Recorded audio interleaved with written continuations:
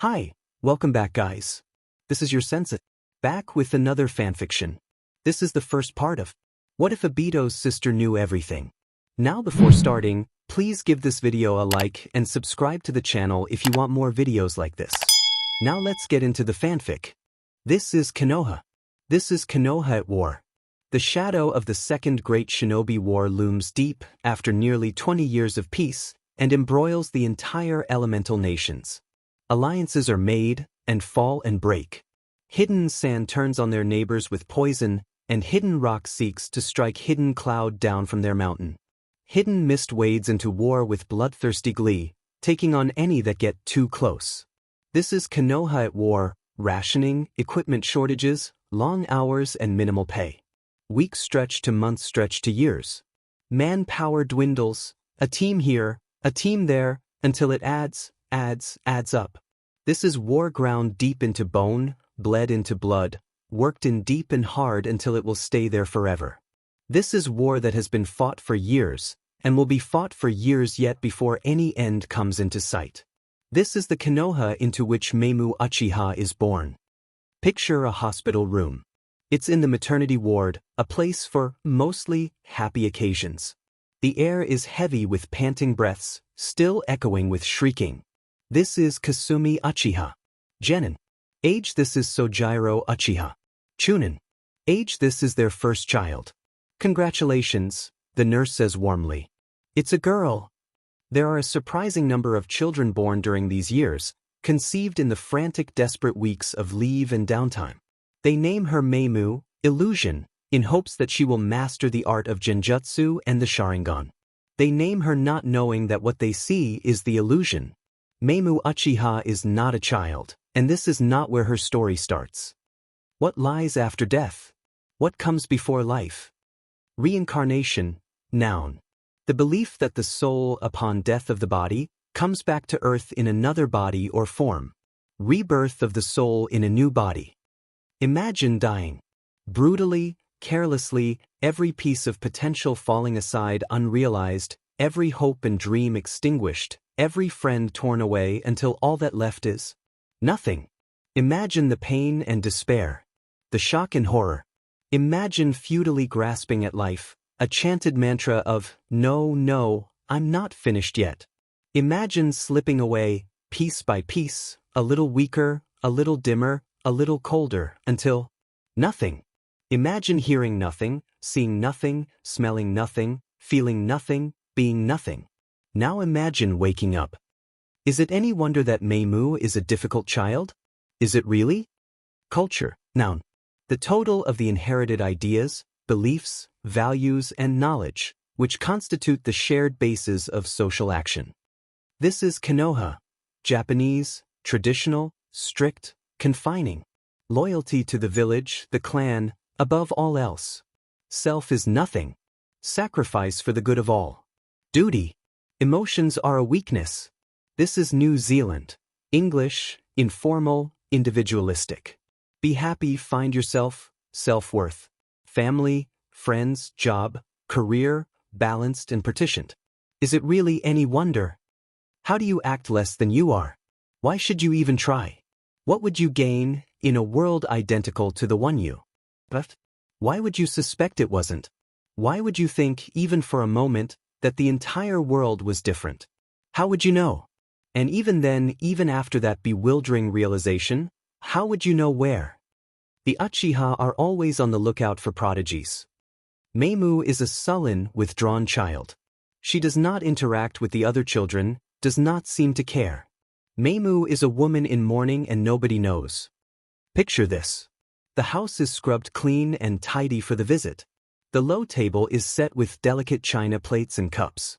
The entire family is primped and polished and dressed in their best kimono, all for the visit of a man who is a distant cousin at best.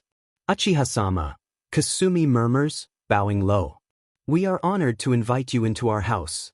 She is graceful and demure, the perfect image of a housewife. Kagami Uchiha nods, as if this respectful greeting is his due. Beside him, his 13-year-old son Fugakura presses a fidget. They settle in for tea, polite formalities to be attended to. So, The Uchiha clan head says, eventually. I am told Meimu is a candidate for early nomination to the academy. The girl in question has not yet spoken. She is 3, with classic Uchiha features and wide dark eyes that follow the conversation perfectly. Her child's soft features belie the stony, simmering resentment inside. I am not, she says flatly, going to be a ninja.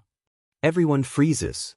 Her parents flinch backwards with mortification and shame. Kagami turns a brutally disapproving look upon her. To be a ninja is an honor, he says sharply. To represent the clan with pride and to show the strength of the Uchiha to those who oppose us. It is through our shinobi that we have strength. It is through our shinobi that we survive. It is the duty of every capable person to be trained to defend their home. I am not, she repeats, a bite of anger in her voice, going to be a ninja. Violence and pain, exhaustion and exertion? No, that's not the kind of life she wants. Her parents try to hush her. She is being beyond rude. She really doesn't care. Who are these people to her? What does she owe them?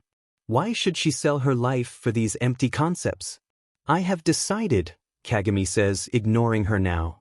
Meimu will attend the academy this coming year.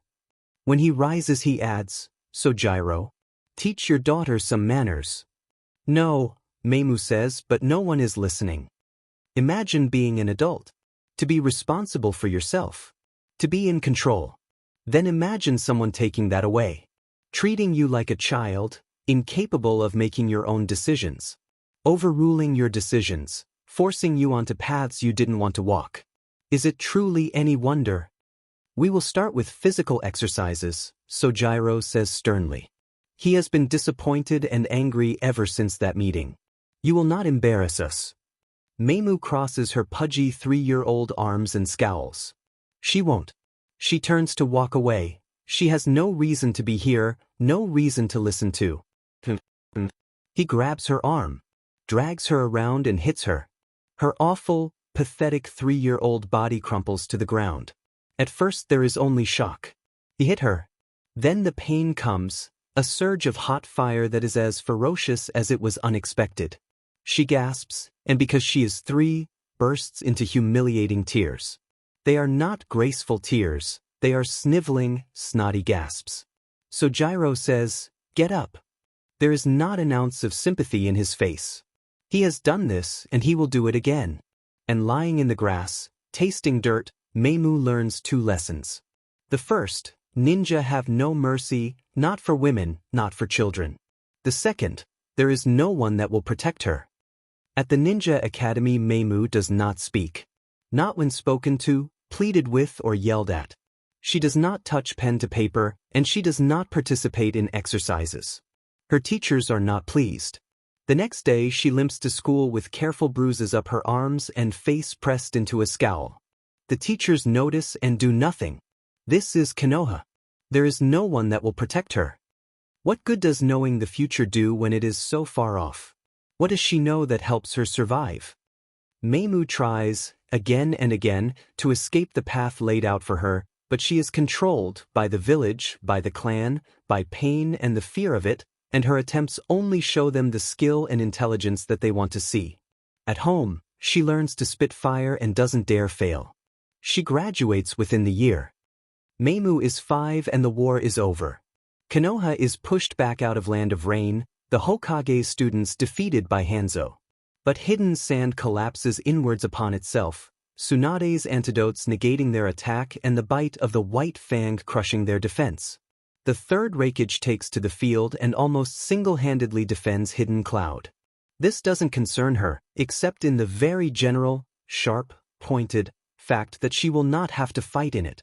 Maybe now, with the need for half-trained bodies so much less, she will be able to escape. Come into the living room, Sojiro directs. Meimu considers ignoring him, but she is afraid of pain.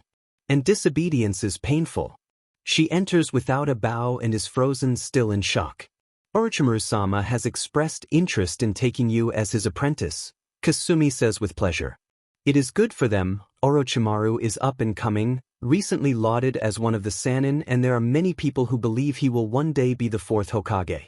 He is young and brilliant and strangely charismatic when he wants to be.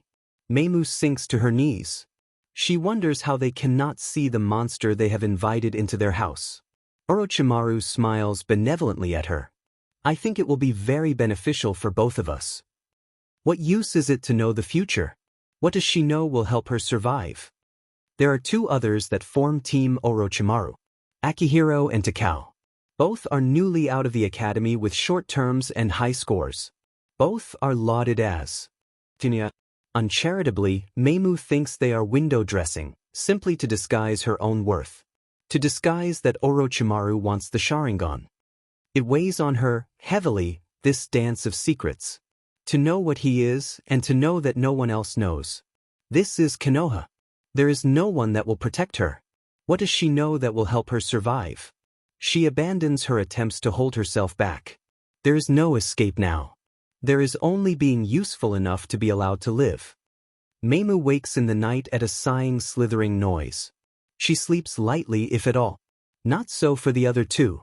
She sees the snakes long before the other two wake, one for each of them crawling over their sleeping rolls. She tries to move and it springs across the gap between them so fast that she doesn't even have time to scream. It winds itself along her chest, swaying above her face and staring down at her. Meimu does not breathe or blink. The snake is red, yellow and black, bands of color visible even in the moonlight. Red and yellow kill a fellow, she thinks, remembering the old rhyme to distinguish harmless from poisonous. As if Orochimaru would use anything else. She is afraid, deliriously, horrifically afraid, and it freezes her solid. Fear, she remembers thinking once, is the key to awakening the Sharingan. There is no doubt she is very afraid. But nothing changes. The snake sways hypnotically and Meimu tries not to breathe, and eventually the sun rises and Orochimaru strolls back into the campsite.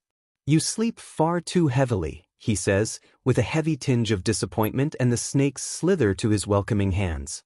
Team Orochimaru spends their nights with the very real fear they will be murdered in their sleep. What is the Sharingan? The pride of the Uchiha clan. What is the Sharingan? One of the three great Dojutsu, an ocular bloodline limit capable of varied and powerful abilities. What is the Sharingan? What is a thing that looks like kindness? Orochimaru could be very charismatic, beguiling and charming without even saying a word. You wouldn't have to be afraid. His gaze would say. They would not be able to touch you then. What is a thing that looks like kindness? How fake does it have to be to stop being real? What loyalty do you have to them? None. None and nothing. Sometimes they get missions alone.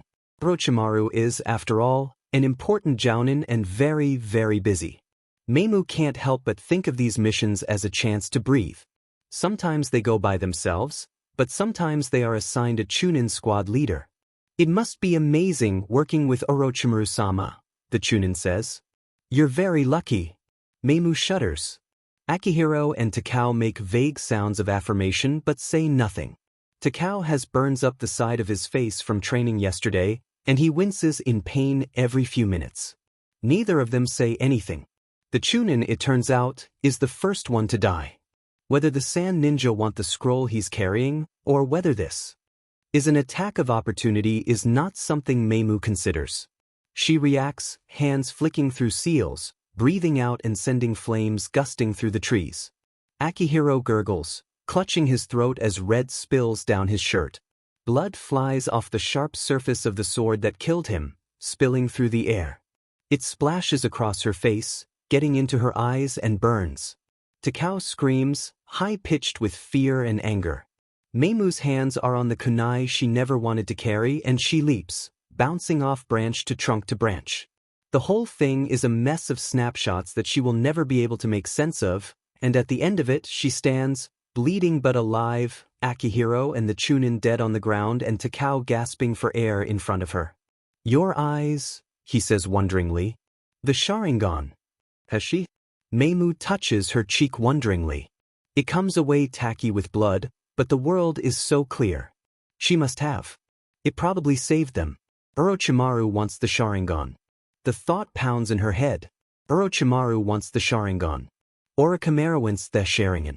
There are many things in life she fears. Orochimaru can accomplish all of them. He can't be allowed to know she has awakened it. Meimu eyes Takao speculatively. Two can keep a secret if one of them is dead. Her hands twitch for her kunai. Meimu stumbles back into Konoha, 3 teammates less and 1 more successful mission added to her tally. She still has blood splattered across her face. Is it really any wonder dash? What is the Sharingan? A jujutsu capable of casting genjutsu, seeing chakra flows, seeing and predicting movement, copying techniques, and hypnosis. The abilities are many and varied. They stem from memory. We are the sum total of our experiences. Memory is not fixed and immutable. We experience sensory input and internal observations that become encoded, reduced to flickers of electricity in our brains.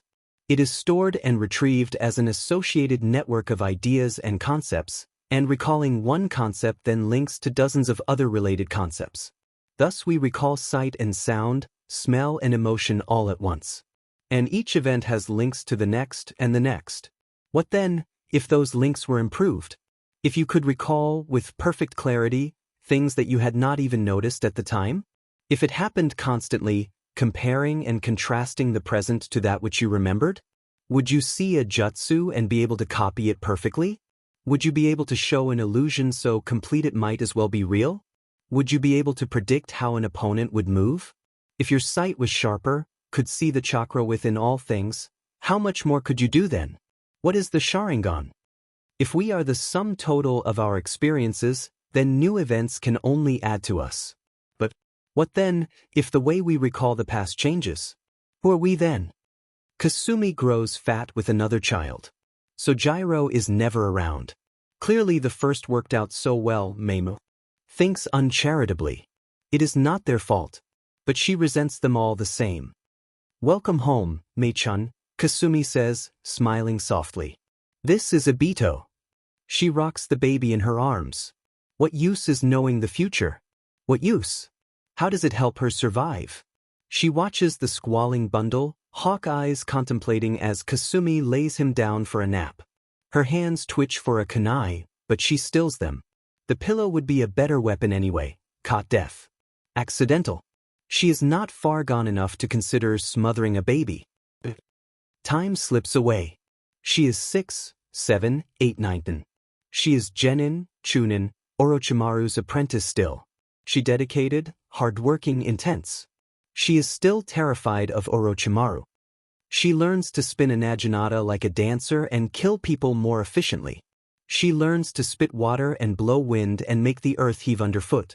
She learns to spin beguiling genjutsu and prefers to never be seen. The clan is both pleased and not. She is strong, but every mission that goes by and she does not come back with the pinwheel makes them mutter. As if she cares.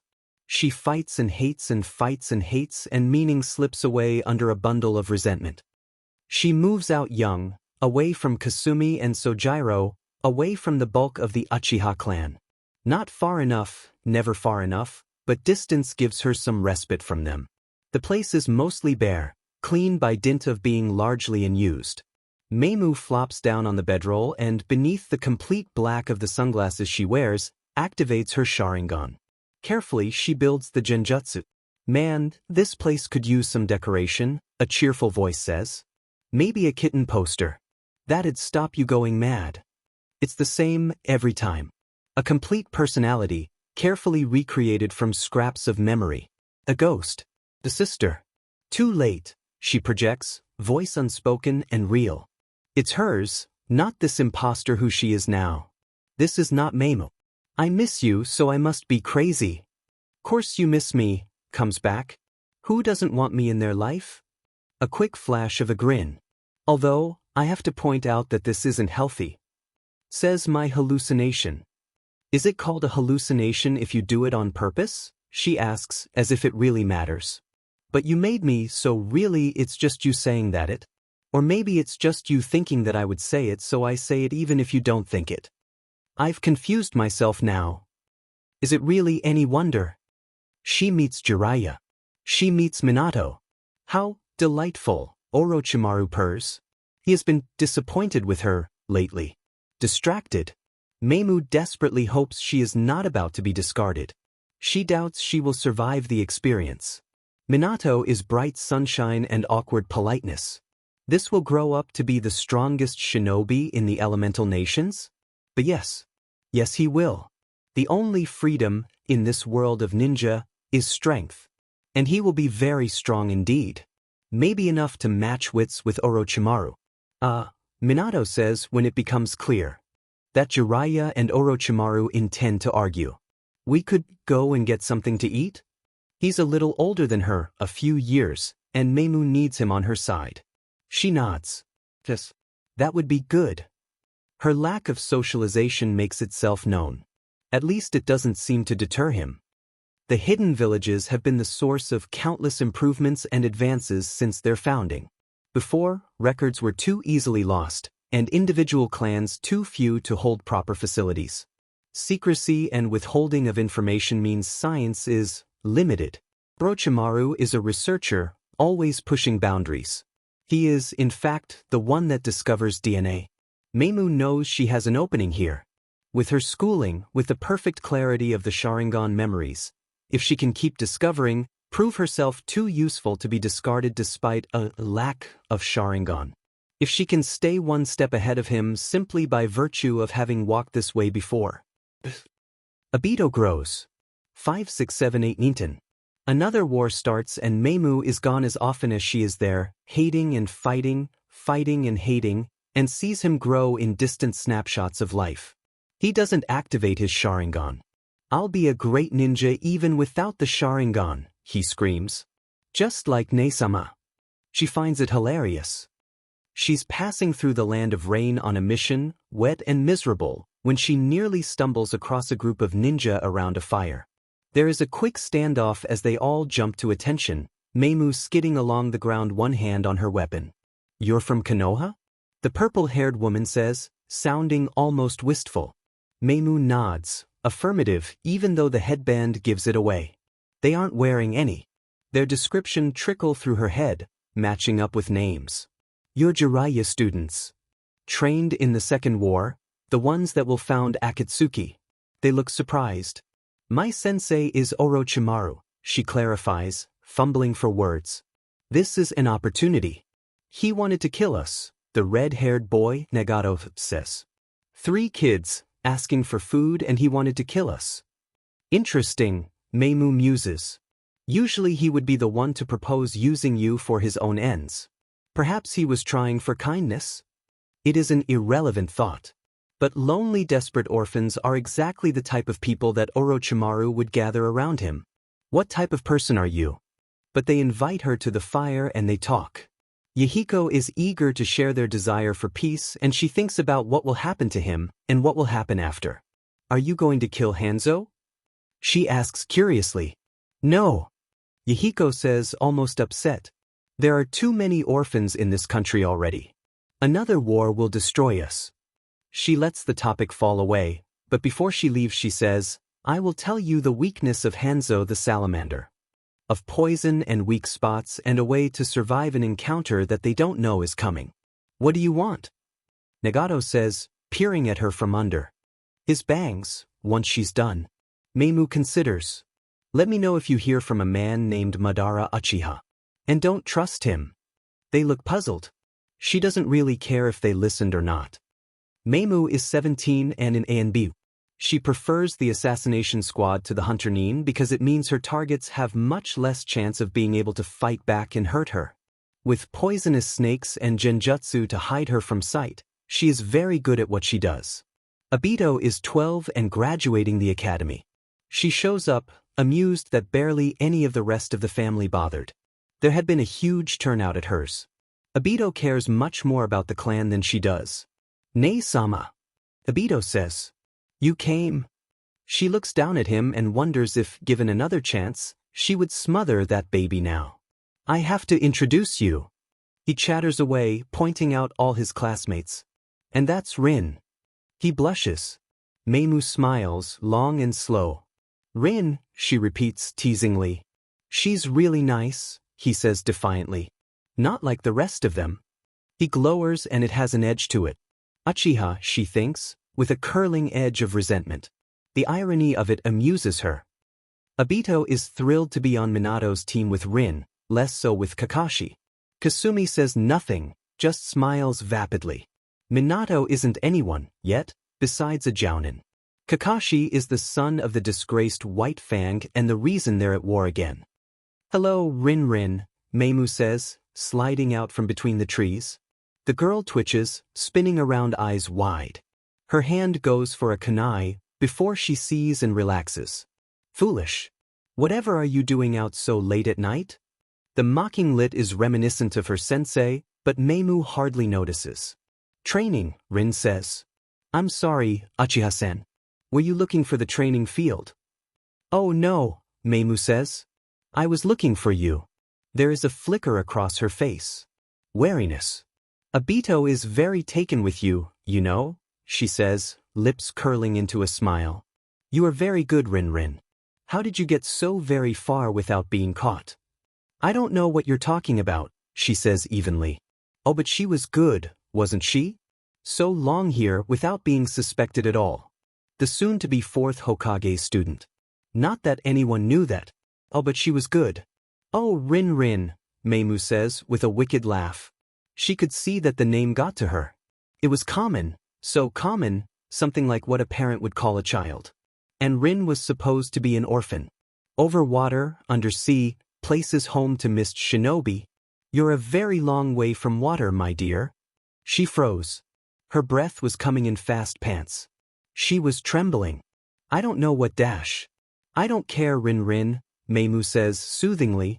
"My brother is your teammate, he loves you very much." She runs the back of her fingers across the girl's cheek. "You're going to love him, too, aren't you? Like he's the man of your dreams." Her breath catches. "You'll do everything he needs to awaken his Sharingan," Meimu continues. "Won't you?" "I could take you to Danzo," Meimu offers, the same low croon. "He's a very discreet man. No one would ever know where you vanished. And then, oh, but things would come out, wouldn't they? That would be very, very bad for you." Rin goes white and terribly pale. Meimu traces down, over her jaw and brushes across her neck. "Be a good girl, Rin," she says. Toby had wanted to destroy the world to get his girl back. But now he has her. Is it really any wonder? Orochimaru talks about taking on another apprentice, when the war is over. "Why?" Meimu purrs, eyes lowered. "You have me."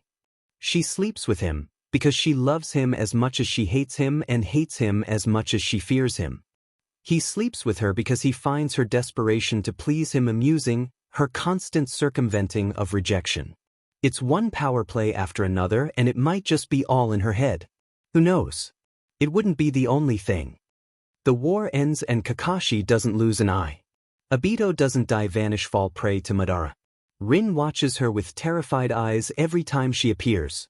Minato stomps all over the force from Hidden Rock, earning himself the name the Yellow Flash.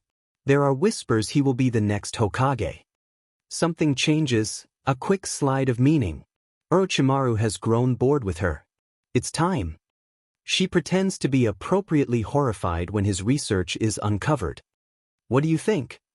The Hokage asks grimly, hands clasped behind his back. "I think she's lying through her teeth," Inoichi says.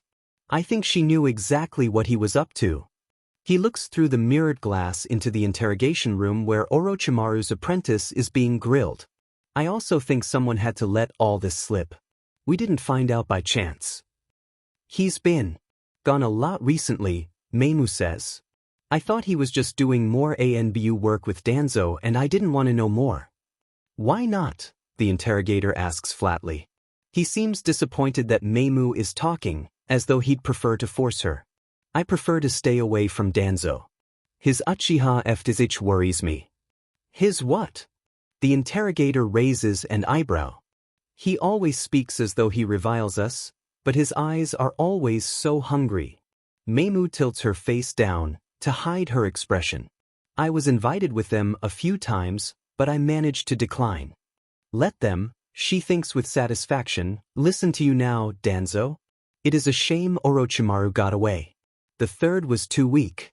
She had fought with Jiraiya and Minato and Tsunade in the village. She hopes very much he does not suspect that she has betrayed him. Meimu grows. 18 and teen 20. She outlives all her classmates. Whispers come of the death of Hanzo the salamander. Danzo nearly dies on a mission. Minato becomes Hokage. Kushina grows P-Argent. The Konoha and Buu begin catching strange white men in the forest. And Obito comes running to her one day, in a panic. "Nei-sama, you have to help me. It's Rin." Meimu follows more out of curiosity than desire to help. Rin is good. Rin is lucky, but all luck runs out. People watch the students of the Hokage much more closely. Kakashi is going to kill her. Obito rants, as Rin huddles in a black Buu cloak. "We have to get her out of here." Meimu considers it. "Why not?" she shrugs. She gets them out of the village and leaves a clear wide scent trail for the Nin dogs to follow. This promises to be interesting. Kakashi catches up with them on the plains to the west. Meimu cloaks herself in genjutsu and he doesn't even glance her way. The tearful exchange between the three of them belongs in a movie, she thinks absently, as Rin cries and Obito recriminates and Kakashi is cold and hard and ready to kill them both. He doesn't have a Sharingan, and Chidori is a far-off dream without it, but he is Kakashi Hatake, and he is not to be taken lightly. They fight. Meimu hangs back, content to watch and amuse herself. It's really quite obvious that they don't stand a chance. Rin dies and Obito screams with rage as his Sharingan mutates into something else entirely. His uncontrolled Kamui takes Kakashi's arm off at the shoulder and suddenly the game is changed. Obito fights like a wild thing, like a monster, and when he's done he turns to her and snarls, "Why didn't you help?" Meimu pps her head to the side. "I got you the girl. It isn't my fault if you lacked the strength to hold her." He snarls and attacks her, Sharingan bleeding madness. Meimu counters it with her own. She has 5 years on him. Size and range. 15 years of experience as a ninja, under Orochimaru where failure was death. No one has seen her Sharingan and lived to tell of it. Do you think it was even a contest? This is Konoha. There is no one that will protect you. The only freedom is in strength. Meimu stares down at the body of the man-boy who is her blood brother. His eyes are still red with the Sharingan as his life blood soaks into the grass. "Nei-sama?" He mutters, pitifully confused. "Poor, foolish little brother," she says, and reaches for her knife. Is it really any wonder how it ends? Zabuza shifted the sword on his back irritably, ignoring the trickle of water that ran down his open collar. Going to Garust, he thought sourly, glaring aimlessly at the ever-present mist that gave the village its name. The mist touched everything with clammy fingers, working the damp into his skin and clothes until he felt like he'd never be warm or dry again. Its only saving grace was that it hid the sheer misery of his surroundings. Water splashed beneath his sandals, tiny rivulets and puddles gathered in the uneven rocky ground. That too was constant. Stone buildings loomed out of the mist, unnervingly close for having been invisible. Everything in Kiri was made of stone, wood warped in the water and was damaged by salt spray, and little thought was given to appearance, making them all ugly chunks of gray rock sitting on an ugly chunk of gray. He strode past the ninja loitering casually outside, as if anyone would loiter casually in Kiri without being summarily escorted to Tandai and into the administration building. Goddamn drinks. Waste of time that could be spent training.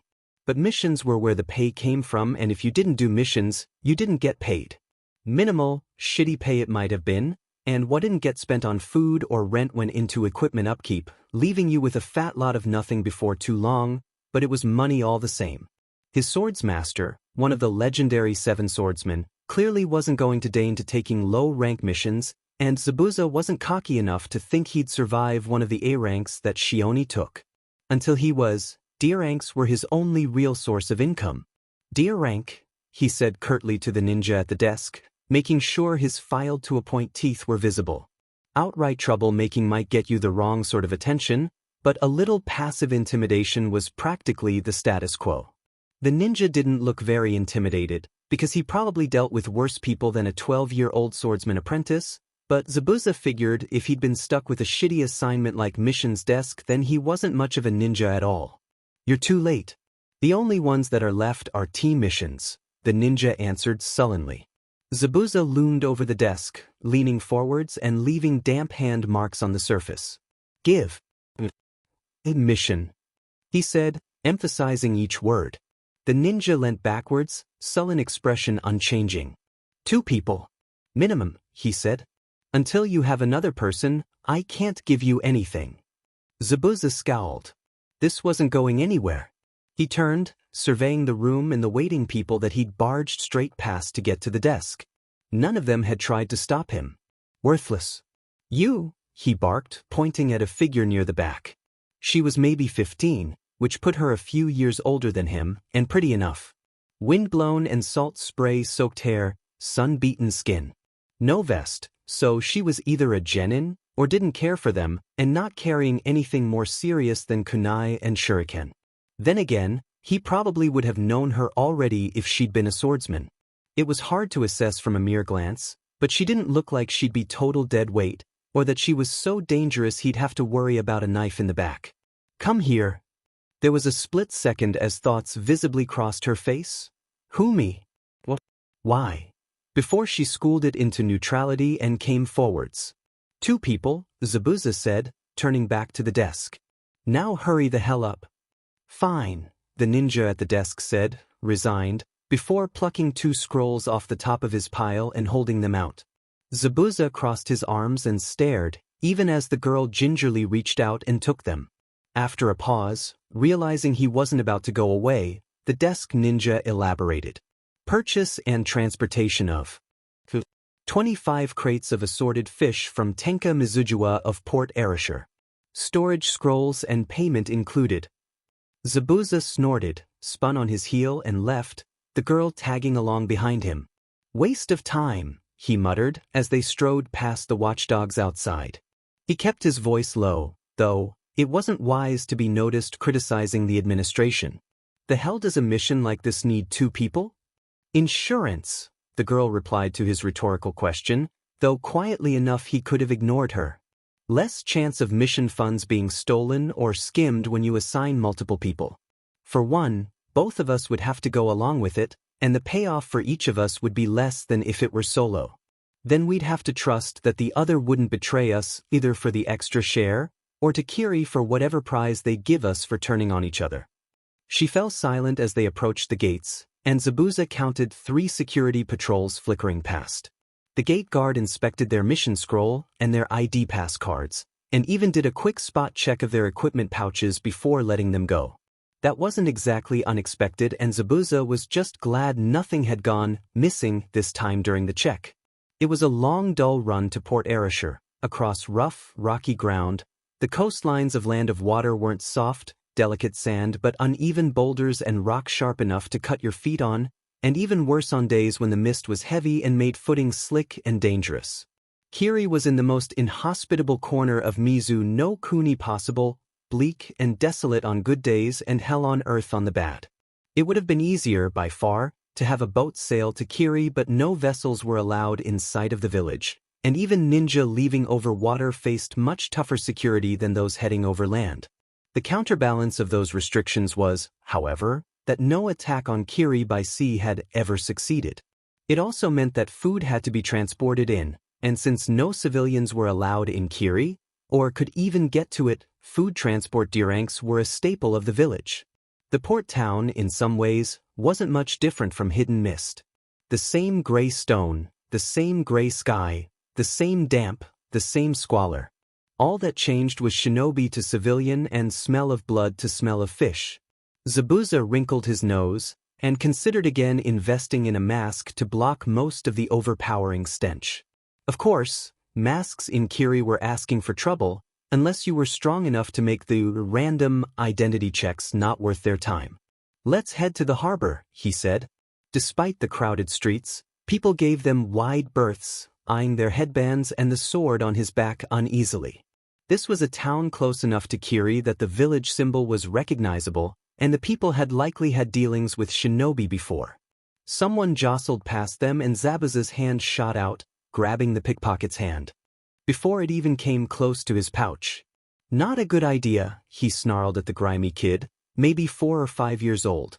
It, gender indeterminate, stared back with uncomprehending eyes. Nothing he said would get through to it. He snarled again, shoving it backwards into the crowd, watching it vanish with street kid quickness. Stupid, desperate kid. You should know better than to target a shinobi.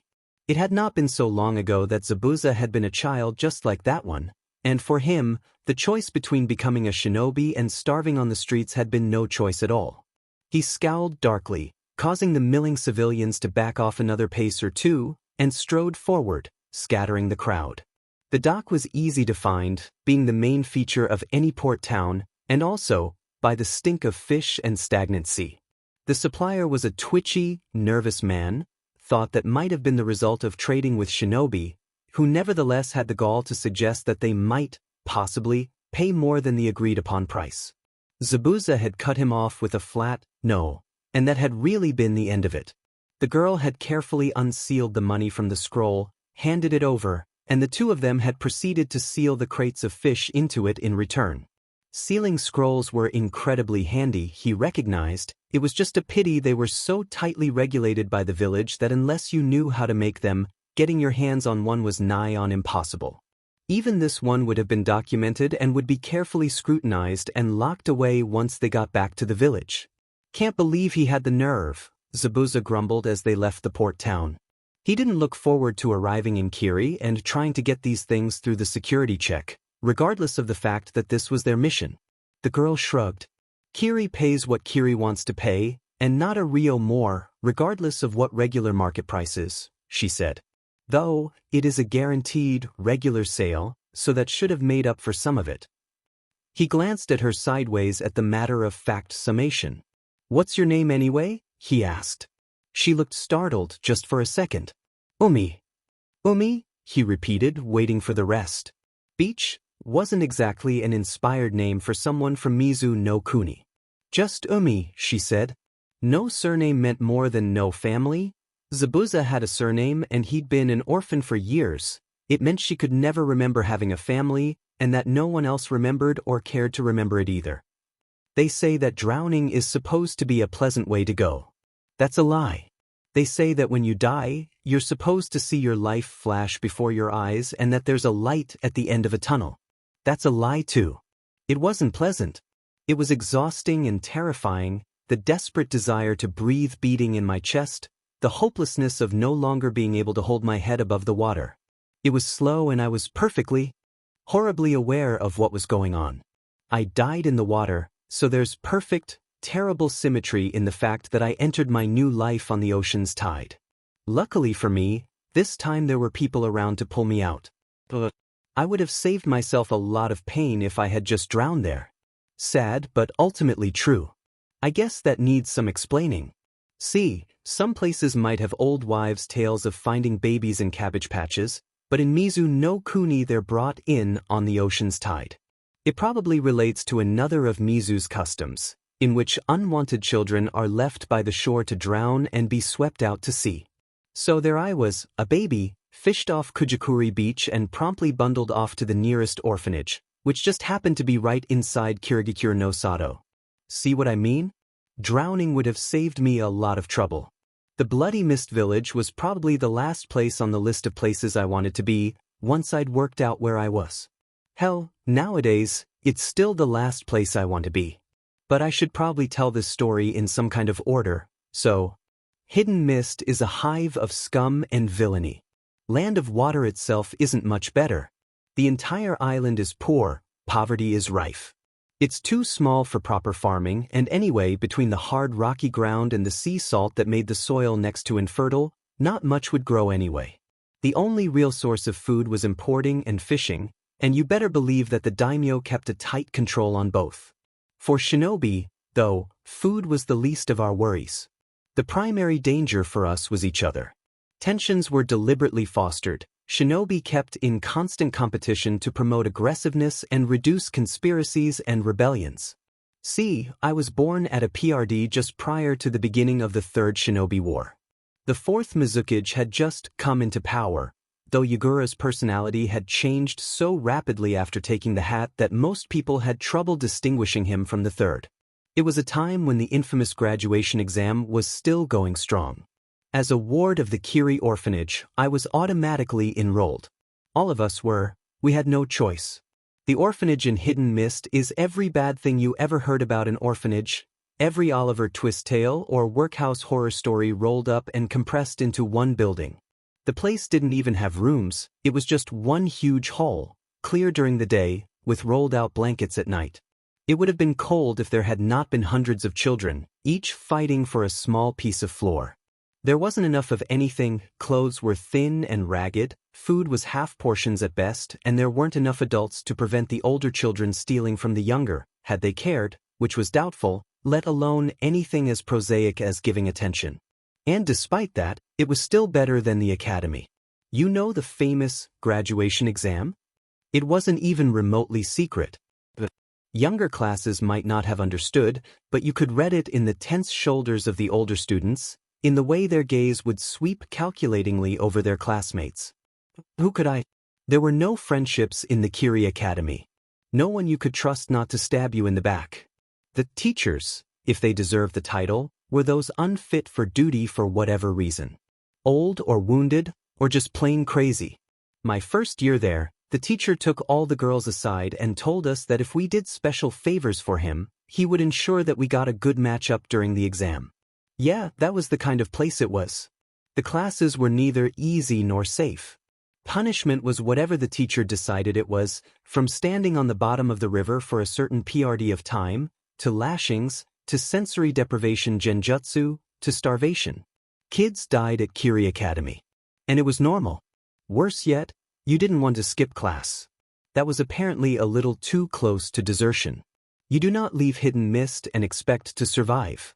I spent my time there with my head down, desperately trying to balance doing enough work to get by and not enough to be noticed. You had to make mistakes. They liked punishing people, but you had to make the right mistakes, the ones that got you running or push-ups, got you yelled at or mocked but not injured. A deadly balance, where deviation either way meant death, and each step forward was one you wished you didn't take. That's my nightmare, Marlon Brando once said, in a film that I once studied for something as banal as an English exam, crawling, slithering along the edge of a straight razor, and surviving. It was a nightmare.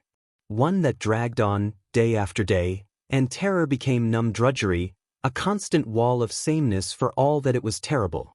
For some of us, one good day would have been all it would take to break us, because it would have woken us up. And then we would have had to go back to it. Suicide was common too. With kunai and ninja wire, it wasn't even really that hard to accomplish. I once overheard the teachers rating each attempt for how creative it had been. I thought about it myself. Even now I'm not quite sure why I didn't. Not out of hope or determination. Apathy maybe. Maybe it just seemed like too much work. Then we graduated. What missions that weren't solo were usually done in pairs, the minimum expenditure of manpower that would still result in a standoff between parties, should one get a clever idea in their heads. 3 was both better and worse, with anyone being outnumbered by the others, but was usually regarded as a waste of an able body that could be better served on another mission. Zabuza, having found a partner that didn't annoy the hell out of him and was unlikely to stab him at first opportunity, took shameless advantage of the fact. Umi was quiet and kept to herself, and while her running speed left a bit to be desired, it was worth it to be able to take frequent missions, and even the occasional C rank. C ranks usually weren't much better than D ranks, maybe slightly more important things like delivering information or orders to patrol units or outpost stations, but nothing that would take them out of Mizu no Kuni. The further away from Kiri that you traveled, however, the greater the chance that you would be attacked, especially when you were 2 young, unaccompanied kids. The towns around the hidden village usually had enough dealings with ninja to know that relative youth didn't mean they were less dangerous at all, and those that thought otherwise were swiftly dealt to, but the outlying villages didn't see enough of them to come to that realization. Zabuza noticed the ambush long before it was actually sprung, from the first lookout that quickly abandoned his work in the fields, to the meager cover they used to hide behind, and considered it amateurish enough to walk straight into. Just hand over your stuff, kids, and you don't have to get hurt, one of them said, inexpertly holding a hole like a weapon. 3 of them crowed around Zabuza, the last closing off the escape route behind them. Zabuza snorted and reached for his sword.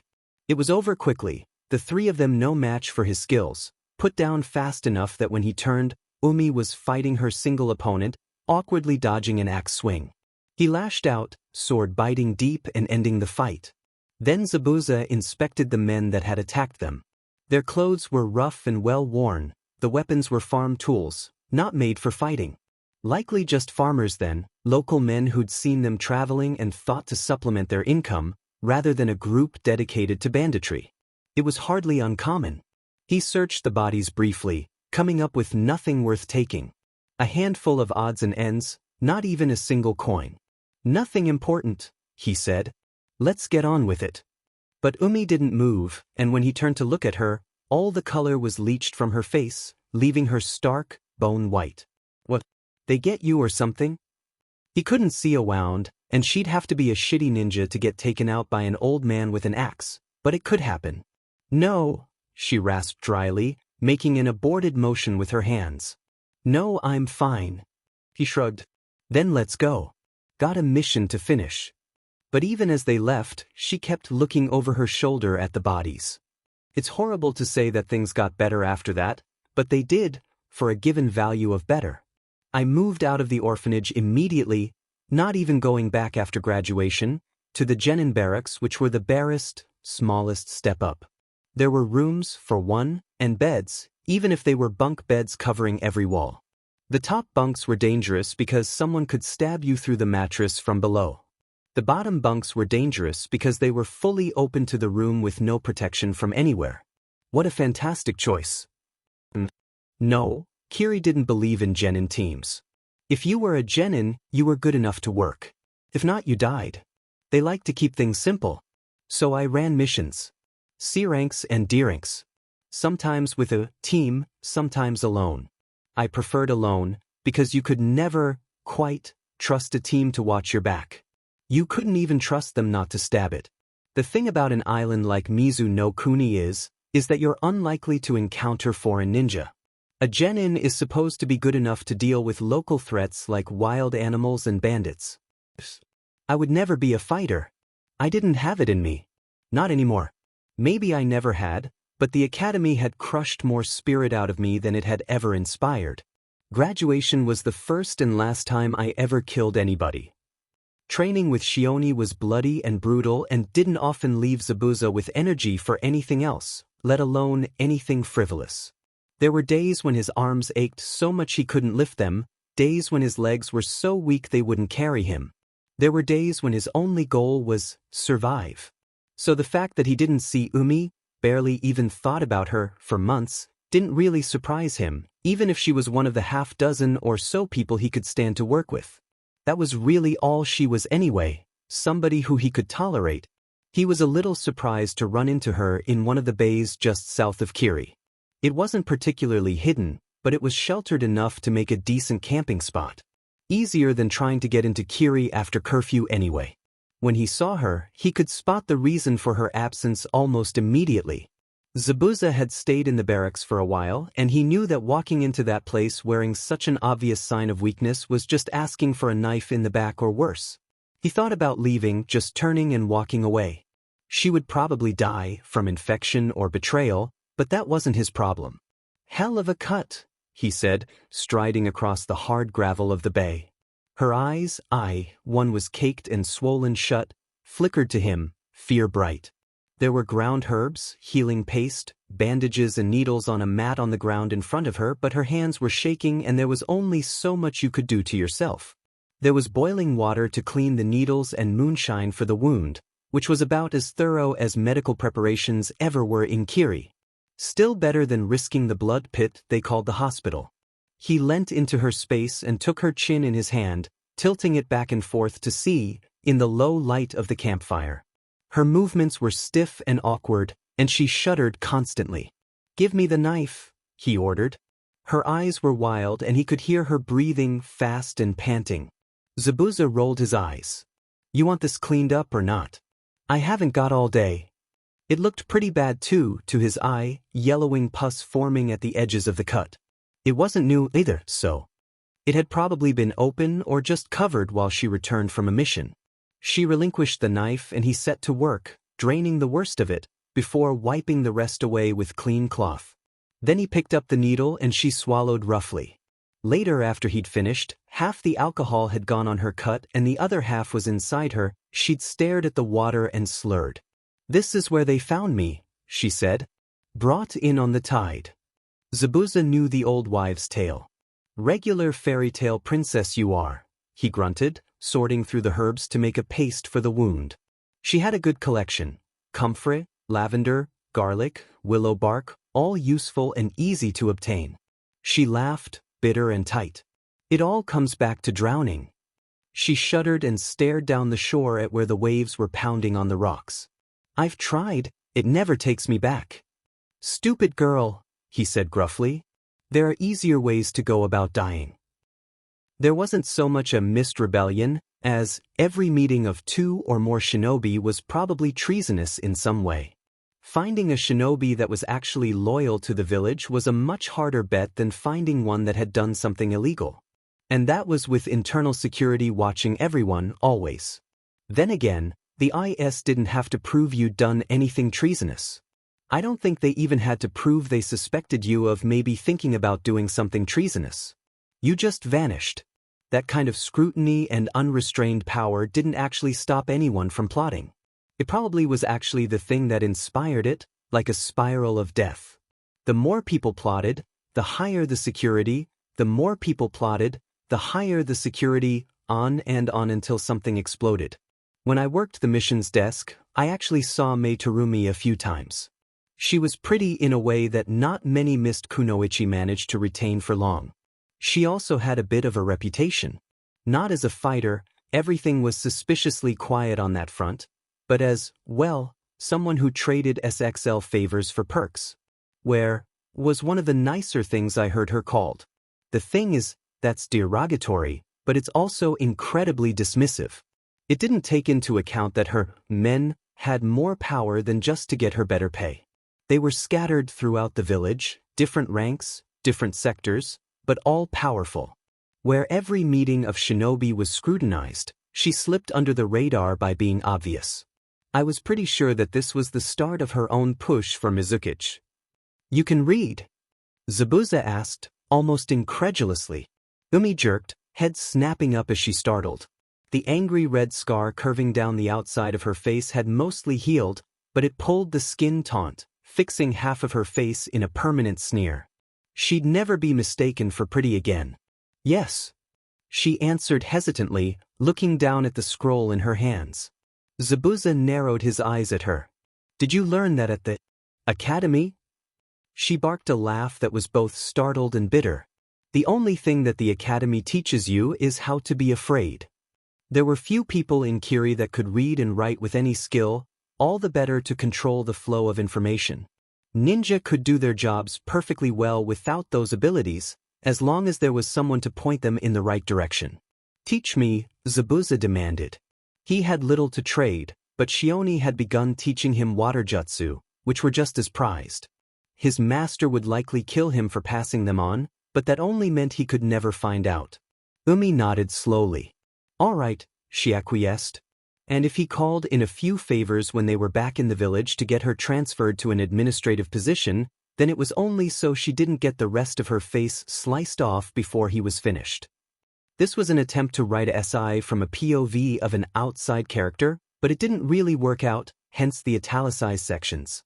It was really supposed to be more about Zabuza and Kirigakure, and what an economically depressed, security-conscious, military dictatorship, one that thought, kill each other, was a viable graduation exam at that, might be like, and a few ideas about ninja life I wanted to throw in here and there. The whole thing was supposed to focus more on the political side of the rebellion, how it was formed and such, since Umi is a SI that's pretty bad at the fighting side of things, in contrast to almost every other one. But that's really hard to write, so it never really got anywhere. So, important question, are you guys interested in seeing unfinished ideas? Because R was originally just going to be everything I wasn't going to finish, And then Meimu was such a hit that I rethought it. So either you can wait for the rare times when I actually finish a chapter, and or cobble together enough scenes that I can call it finished, or just put out what I have. Meimu had a full character arc written, but Umi only has half a one, and most of the others don't even have that. Akiko leaves ANBU because of a mistake.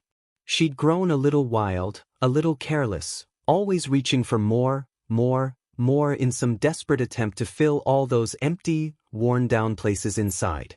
Maybe that attitude would have led to a pine box and a name on the memorial stone, but this mistake is a little less fatal. When the mezzanine says your P-Argent, would you like to discuss your options? She has to ask him to repeat himself. The idea grows on her slowly, like vines creeping through cracked and dusty ground. The baby. I could have a baby. She finds she rather likes the thought. She hands in her mask, dove for peace, and maybe now she sees the meaning? And doesn't meet her Taicho's eyes. It just doesn't turn out right. She tries. She's not a bad person. But this baby, this child, this miniature-sized adult, with his storm gray eyes, apathetic when they're not judging, watching everything. This baby that's too silent, that shatters the learning curve like it's not even there. Akiko just can't deal with it. She can't do this anymore. She's not a bad person, she tells herself as she sets her daughter down on the steps of the orphanage, everything she needs packed in a bag beside her. Akiko isn't trying to deprive her of anything. There's warm clothes for when it gets cooler, blankets, and a sleeping bag in case the orphanage doesn't have enough. There are the few books that she'd shown interest in. There are the carefully forged medical records that are just close enough so that the medics have something to work with. Nourisher stares at her with calm, gray, knowing eyes, and accepts the lies that she'll be back soon. When she puts the dove mask back on her face, it's with a feeling of mixed relief and a resignation. Being reborn was interesting. Not really what I'd expected, even if I hadn't had a clear idea of what to expect. To be truthful, I couldn't remember very much about dying, a confusion of lights and sounds, a mild pain in my chest, feeling dizzy and leaning against the wall. In hindsight, all symptoms of a heart attack, and even less about the time between. That was probably a good thing. But finding out where I was felt more like a bad fanfic. Naruto? Really? You can't expect me to believe that something I read as a manga actually exists somewhere, can you? Of course, the alternate explanation that I was in a fanfic was more disturbing. I wasn't a philosopher, and I'd always shrugged questions like, is there a God? And, what is the meaning of life, aside with a, does it matter? Existential crisis like that seemed like more trouble than they were worth, and I quickly shoved the idea in a box labeled, do not think about. Timeline-wise, I was a few years younger than the rookies, right about the same age as Konohamaru. Which was excellent. If I kept my head down, I'd pretty much be able to miss all the big events of the series and just wait for everything to sort itself out. There was no way I was getting myself mixed up in all that. Yuki Hanagawa is one of the staff at Konoha's main orphanage, the reputable one, well inside the city limits. She's a busy woman with more jobs than she has time to do, which is why she brushes it off the first time she sees the girl sitting by the front gates. It's not one of the kids, but it could be one of their friends, or an academy student skiving school. When she's rounding up the kids for dinner, and the girl is still sitting there, her heart sinks. Hey, sweetheart, she says, approaching. What are you doing here? This close, she can see the girl is younger than she'd thought, barely more than a toddler. She's well-dressed, with a full backpack sitting beside her. Mother lefted me here, the girl says, lisping just a little. She's old enough to know, to understand what has happened, and Yuki's heart breaks all over again. Well, she says, brightly, why don't you come inside and have some dinner, and we'll call the policeman and see if they can find your mommy, okay? The girl nods solemnly and takes her hand. Yuki knows that, regardless of what the Uchiha find, it's unlikely this little girl will be going home. What's your name, honey? Nourisher, the girl answers. Nourisher, Yuki finds over the next few weeks, is polite and helpful and obedient. She doesn't fuss, or cry, or ask where her mother is. She shoulders the work of the orphanage easily, helping in the kitchen or laundry, or watching out for kids more than twice her age. Privately, Yuki thinks she's absolutely unnatural, and it really isn't any wonder her mother left her by the gates of the orphanage. The orphanage was busy and crowded. There wasn't a lot of attention for any one kid, which suited me just fine. It was clear I needed to work on my blending if I wanted to keep my head down. Akiko leaving me there had been a bit of a shock. Even though she'd been talking rambling nervously about taking missions again for a while, somehow I hadn't equated it with getting rid of me.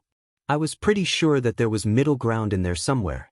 But she'd been a kunoichi through and through, the kind that sprung from a child soldier and didn't know how to be anything else. I'd seen the spiraling tattoo on her shoulder enough to know that she was in deep. I probably didn't help much. Daiko Kafun Ino has been a teacher at the academy for a long time. He taught Uchiha Itachi, although what a terrible thing, no one could have seen it coming. So he's a little less disturbed by Norishire than another person might be. After all, he has experience with quiet, withdrawn prodigies. And Norishire is a prodigy. He sees that immediately, despite her attempts to hold back. She daydreams and doesn't pay attention, but she picks up concepts like breathing. She races through addition and completes the multiplication worksheet while he's still teaching the others how this group of stones times this group of stones equals the total of both groups of stones. The books she hides beneath her desk are not thick with pictures. No, Daikoku has no problems with her intelligence. He could easily shepherd her through the entire academy program, graduate her early and have her out in the field. The problem is that she doesn't seem to want to. If he acknowledges her success, she dumps them down. If he notices her doing well, she begins making mistakes. If he pushes her too far, she'll start feigning incomprehension. It is utterly frustrating and completely flummoxing. Konoha walks the knife edge of personal ambition and duty to the village. All shinobi must strive to be strong, to be the best that they can be, for the sake of the village. I want, Norishire says carefully, and he wonders if she has a speech impediment, as she seems to mumble or slur, sometimes biting off sounds in the wrong places, to work in the Hokage Tower. Logistics, maybe. Or finance. She looks pleased with the idea. And they are good jobs, steady, necessary jobs, there is no doubt about that. But what child aspires be such? The academy was so frustratingly, mind-numbingly boring. Absolutely boring. Basic reading. Basic mathematics. Basic this, basic that. So, boring. I was so sorely tempted to drop the don't stand out plan. Only the knowledge that actually physical activity would await me in a ninja career, hiking, running, camping, and that wasn't even getting into the fighting, had me stick with it. However nice it would be, I doubted they would give me a cushy paperwork job. Konoha had a thing about prodigies. The third Hokage likes to keep an eye on the academy. It is such an important part of the village, the place where the new generation is taught and trained. He likes to keep in touch with them, stopping by to offer inspirational speeches, or to just get to know some of them. It's a tactic that has paid off in the past, bringing him closer to his people. The instructors know, therefore, to bring the interesting ones to his attention. Sarutobi studies the file of the latest prodigy with a careful eye. It is slightly unusual to have one rise from the orphanage. Mostly, the best and brightest come from clans, or at least ninja families, where they have not just a leg up in genetics, but in training as well. The resistance to the Konoha ideals of hard work and duty is slightly more concerning. It's never good to have powerful ninja that don't buy into the will of fire. He runs his eye over the photo on the front page again. She's pale-skinned, with a pretty but bland face, blue-gray eyes and a shock of gray hair. If he adds that to child genius, well, then the similarities are uncanny. Given that her parentage is a blank slate, only guessed at in a half-completed police report, well, it might be nothing more than a coincidence. But it wouldn't hurt to run a few tests and see. The only real interesting thing about the academy was chakra training, and even that wasn't. By the end of the academy, students knew 3 jutsu, which translated into a lot of time not learning jutsu. First you had to learn the theory, check. Then you had to find your chakra, then you had to try and use it. It was the latter 2 steps that were giving me trouble. Find what? Energy? How did you find something like that? What was it? How did you feel it? You'd think that it would be something obvious that I could immediately point to as not having had before, but I couldn't. It didn't help that the instructors were convinced I was using it during taijutsu class to strengthen my body. I wasn't really, it was just that this body was so much more than my last one. I'd tell it to do something and it would. I could flip and tumble and run and jump, thought into action with no consideration for physical limits. It just did. It didn't hurt or get tired or miss a step. In some ways it was more like directing a character in a video game than actually being there. I didn't mind. I'm not taking a student, Kakashi Hatake says as the third Hokage hands him an academy file. I dare say you aren't, the third replies mildly, puffing on his pipe. Warily, Kakashi opens the file, flicks through it, closes it. This can't be right, he says weakly, face gone ashen pale. Congratulations, Sarutobi says dryly. It's a girl. Hiruzen Sarutobi has not seen Kakashi look quite so helpless and lost since the day they buried his successor. Take the file home and think about it, he advises, more gently than he'd expected. The situation was exasperating, but he forgets, sometimes, that his ninja are only human too. Kakashi follows his orders on automatic, putting the folder on his table and staring at it for a long, long time. He feels numb. This wasn't. He'd never intended. He drags a hand through his hair and breathes out shakily. The tightness in his chest tells him he'd been holding it for a while. Then suddenly he has to see her.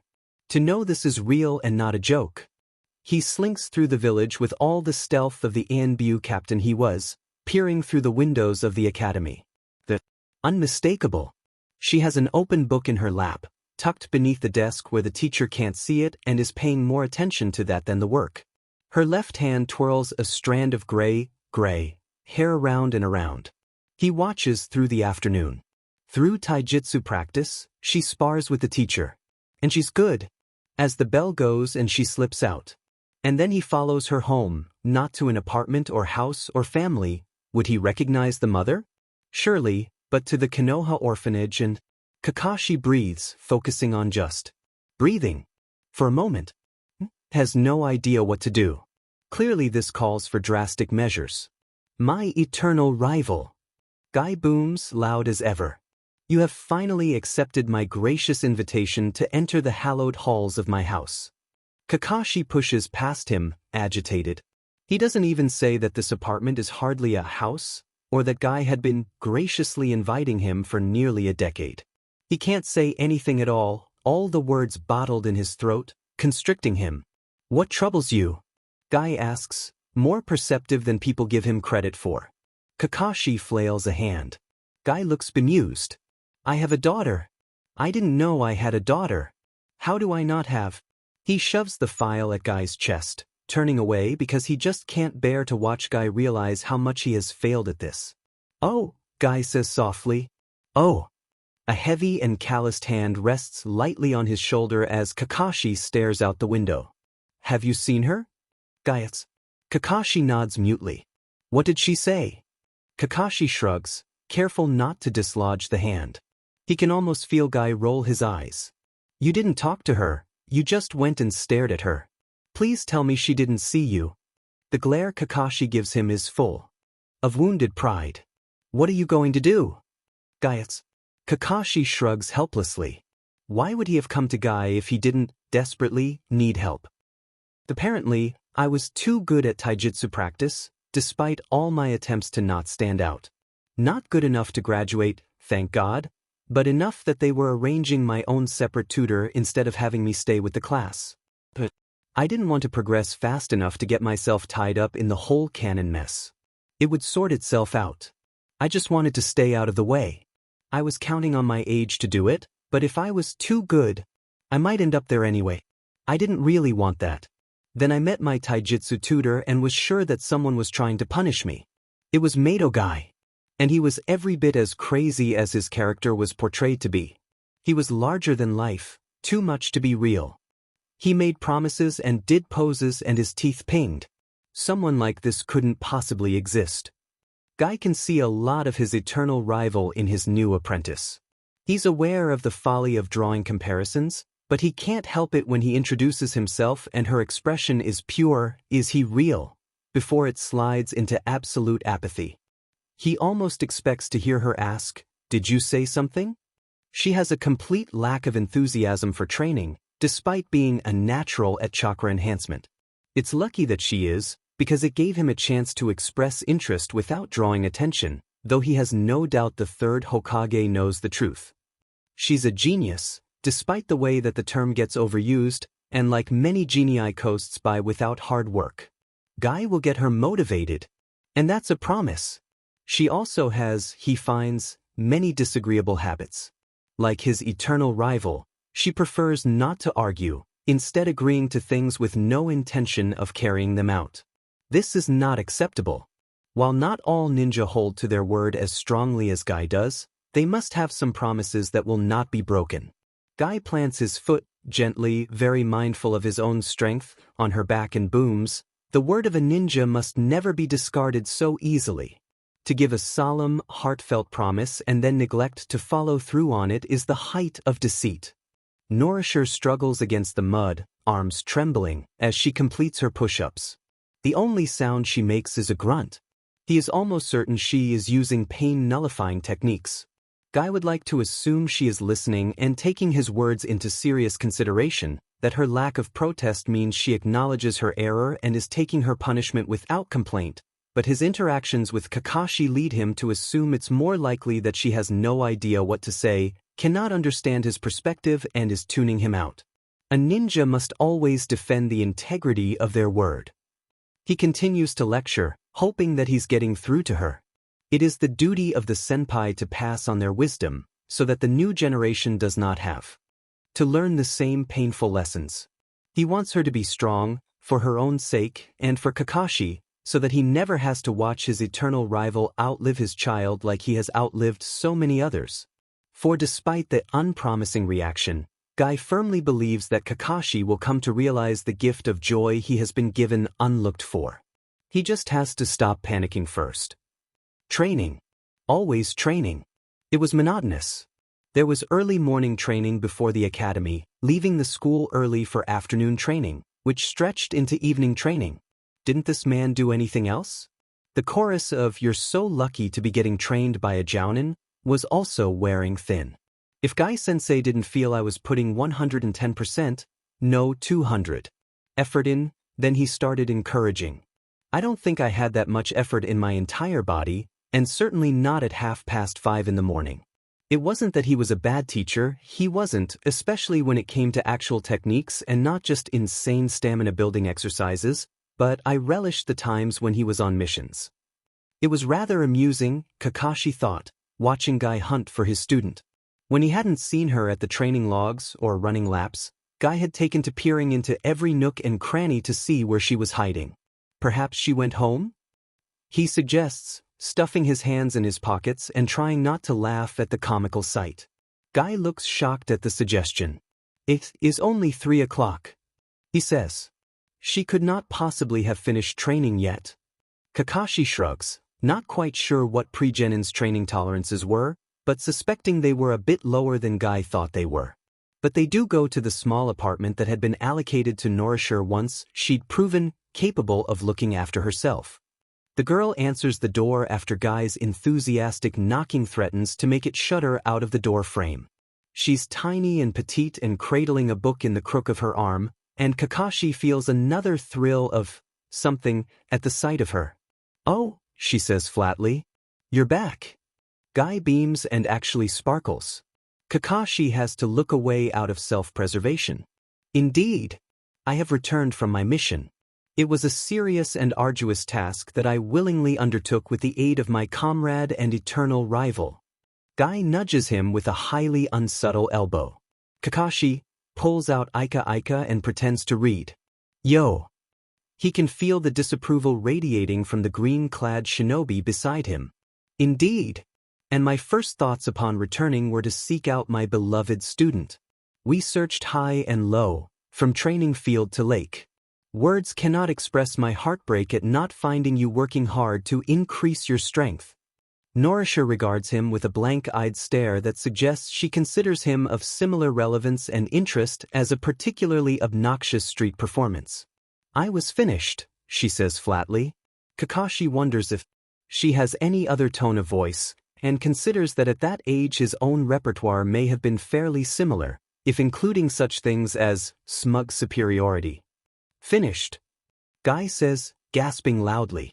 One can never truly finish training. One only progresses to the next step of their journey. The true master of hard work does not simply finish. Tell me, what training plan have you been following? Nourisher shifts minutely, but Kakashi catches it. There's a tinge of resignation when she says, Academy Standard. If Kakashi's admittedly hazy memories of the Academy are true, the Academy Standard is something like 50 sit-ups, 50 press-ups, 2 kilometers in under 10 minutes. It's positively civilian. Guy lets out a noise somewhere between a groan and a wounded bull. It actually appears to have caused him physical pain to hear that.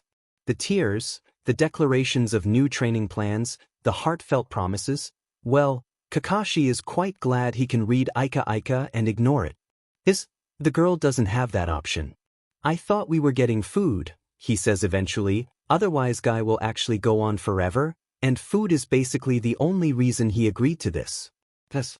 You are quite right, my rival. Guy booms. Nourisher. In celebration of our return we are going to dinner. Have fun, the girl says, ignoring the social cue and invitation. She takes a step back as though to slam the door shut. He admires her nerve, really. Guy is behind her in an instant, halting any attempt at escape. You must come with us. His teeth gleam. That's really not necessary, she says. I insist, Guy counters. And when Guy insists, things happen. It was entirely possible that Guy Kakashi was truth. I wasn't particularly invested in finding out. People were much less interesting when you didn't have an omniscient view into their heads, but it was kind of pointing that way. Guy would spout his praises, then drag me off somewhere to meet him. I didn't mind the escape from monotonous exercises like punch this log 50 times, but it was extremely awkward. And I had no idea why he was doing it. I was the academy kid he taught taijutsu. It wasn't like I was the apprentice to his legacy, like Lee would be. I didn't want to be. 27, 28, 29. Lee pants, wavering slightly as his next kick slaps against the training post. He wobbles, balance thrown just the slightest bit, weight shifting wrong on his balancing leg and stumbles.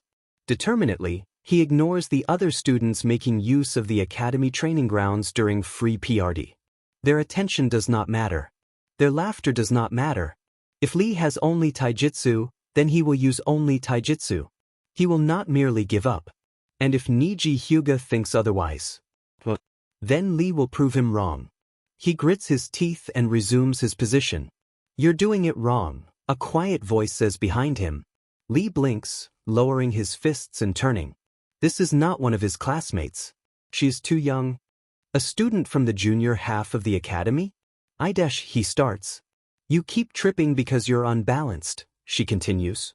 You're unbalanced because your stance is wrong. Lee feels a sharp flash of humiliation at the matter-of-fact statement. I will complete 100 more kicks, he declares to cover it, turning back to the training log. There is a sigh that sounds remarkably like exasperation behind him. Doing the wrong thing 1,000 times won't make you any better, the little girl insists. She pulls at his arm and he shifts backwards, surprised at the strength of the maneuver. Forget about the training post, it's only making things worse. You know that you're going to hit it, so you stop before you get there. You have to kick through it. She slides into an easy stance, leg lashing a beautiful clean arc through the air. The movement is so graceful and controlled that he cannot squash the surge of envy. It's useless, a voice cuts through the conversation. No matter what you try, you cannot change what is fated to be. Such a weakling will never become a ninja. It is impossible. Lee doesn't recoil from Niji's speech simply because he has heard it before. It never loses its sting. The girl pps her head to the side. How would you know? She asks, sounding nothing more than vaguely curious. I could have been fated to meet Lee, to offer advice, so that he could go on to become the next. Mato guy. Those who achieve greatness are born destined to be great, Niji retorts. People are fixed and unchangeable. Only a fool tries to be something he is not. And that makes you so unhappy, doesn't it? The girl says, gaze sharpening. You want so much to be different, but you can't. What is it you want to change about yourself, Hyuga?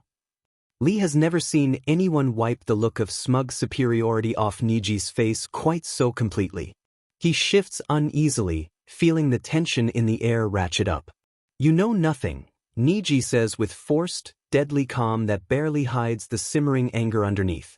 Just because you hide your desperation, that doesn't make it any less visible, she says, eyes flicking up, just slightly, before turning away. Why force beliefs on others that you don't even wish to follow yourself? And Niji lunges across the training ground, hand flickering blue with the power of a Juken strike. Lee scrambles backwards, but the girl doesn't. She stands and waits and at the last possible moment slides to the side, lashing out with a kick that takes Niji in the back of the knee, dropping him to the ground. What follows is a fight more brutal than any Lee has seen at the academy. Niji has lost the in-control grace that he usually exudes, lashing out in anger. But it is not a one-sided fight, either, and he takes as many hits as he lands. The girl, whoever she is, fights back with punishing strength, steam rolling through the hits Niji lands like he isn't touching her at all. Stop. What do you think you're doing? A Chunin-sensei shouts, interrupting the fight and physically separating the two. Ten hovers anxiously behind him, clearly having fetched him. Getting into a fight with Niji was stupid and not what I intended to do at all. Helping Lee had been a whim of the moment, a half-formed thought of making sure he would catch Gai-sensei's eye. He'd been investing so much effort and energy into me that I was a little worried that he wouldn't go looking for his proper students. Not only would that leave me in a dangerous position, it would change a lot of things, which went contrary to all my just-let-it-happen plans. I'd only meant to counter his speech about fate, not because I didn't think there was fate? Plot? Authorial whim? But because you could hardly tell from a position inside the system. But I'd been cruel. I hadn't meant to be. I'd pretty much deserved the broken arm he gave me. Interesting, how interesting, Yamaguchi-sensei repeats, as his chakra sinks into his patient. Is something the matter? The Chunin-sensei says. He is surprisingly fluttery for someone who spends so much time with children. Oh, not at all, the Mednin waves off. A clean break of the ulna, perfectly normal. Does it hurt? He directs the last question to his patient, pressing down on the spot on her arm. The bone knitting jutsu is working perfectly fine, which usually corresponds to discomfort in the patient. No, Nourisher says. There is no flinch, no hitch to her breathing, no dilation of the eyes or any other signs of pain. In an older ninja, it might not be so surprising, but it really is quite extraordinary in one so young. Fascinating. He adjusts his glasses. How do you perform in ninjutsu class? I can't, she says, but this time there is curiosity in her voice. Why? You have an almost complete separation of physical and mental energy. I've never seen anything quite like it at all. It will make for an interesting thesis, I'm sure. If her mental and physical energy didn't mix to produce chakra, then she was entirely unique amongst all the ninja he had ever met. How did it work? How did she cope?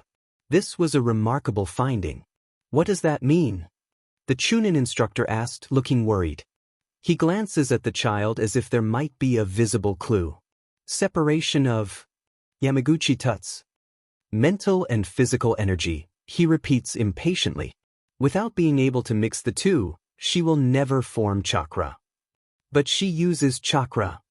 The instructor protests. Physical enhancements, she's top of her taijutsu class. Pure physical energy, Yamaguchi dismisses. The same for the pain-blocking technique she is exhibiting currently. Although, that may simply be the result of higher functioning being related to mental energy and simply not receiving the signals from the body. Nourisher doesn't seem particularly bothered by this announcement. Highly likely, then, that she had noticed something strange about her inability to use chakra. He's about to question her when a green blur bursts into the diagnostic room. Excuse me. Yamaguchi squawks, standing up abruptly. This room is in use. The nerve of some people. My student has been injured. The Jounin bellows, catching the door as it rebounds off the wall and back into him. This is a sad day. As a teacher I have failed to prepare you. We shall train twice as hard in the future, no. 3 times as hard dash. Norishir slips off the bed and bows shallowly. Guy-sensei, she says flatly, cutting across his exclamations. I apologize for my behavior. Mato Guy is nudged forward as a second man slips into the room behind him. His single eye flickers over the girl, then the rest of the room, before returning to the book he's holding without seeming to find interest in any of it. Yamaguchi huffs. This is not a public meeting room, he protests, but is summarily ignored. It is unwise to fight with one's comrades, Guy admonishes. The bond between ninja is important and can be weakened with such conflict. We must hold fast to our integrity. Resist the urge to resort to violence dash. Even if he started it, Kakashi Hatake interjects lazily. Even if dash, Guy echoes before stopping reproachfully. Kakashi! I provoked him, Norishir admits. Yamaguchi has had enough, and flips her file closed. That is all for today, he says. But we will need to schedule appointments for testing. Testing? Kakashi repeats, the question curling lazily into the air. Testing for what? Yamaguchi huffs. That is hardly any of your business. Mato Guy claps a hand down on his shoulder, firmly. But as her sensei it is mine. I am very eager to find out. In the end, I got to see the Sharingan in action. Not in action, but I got to see it.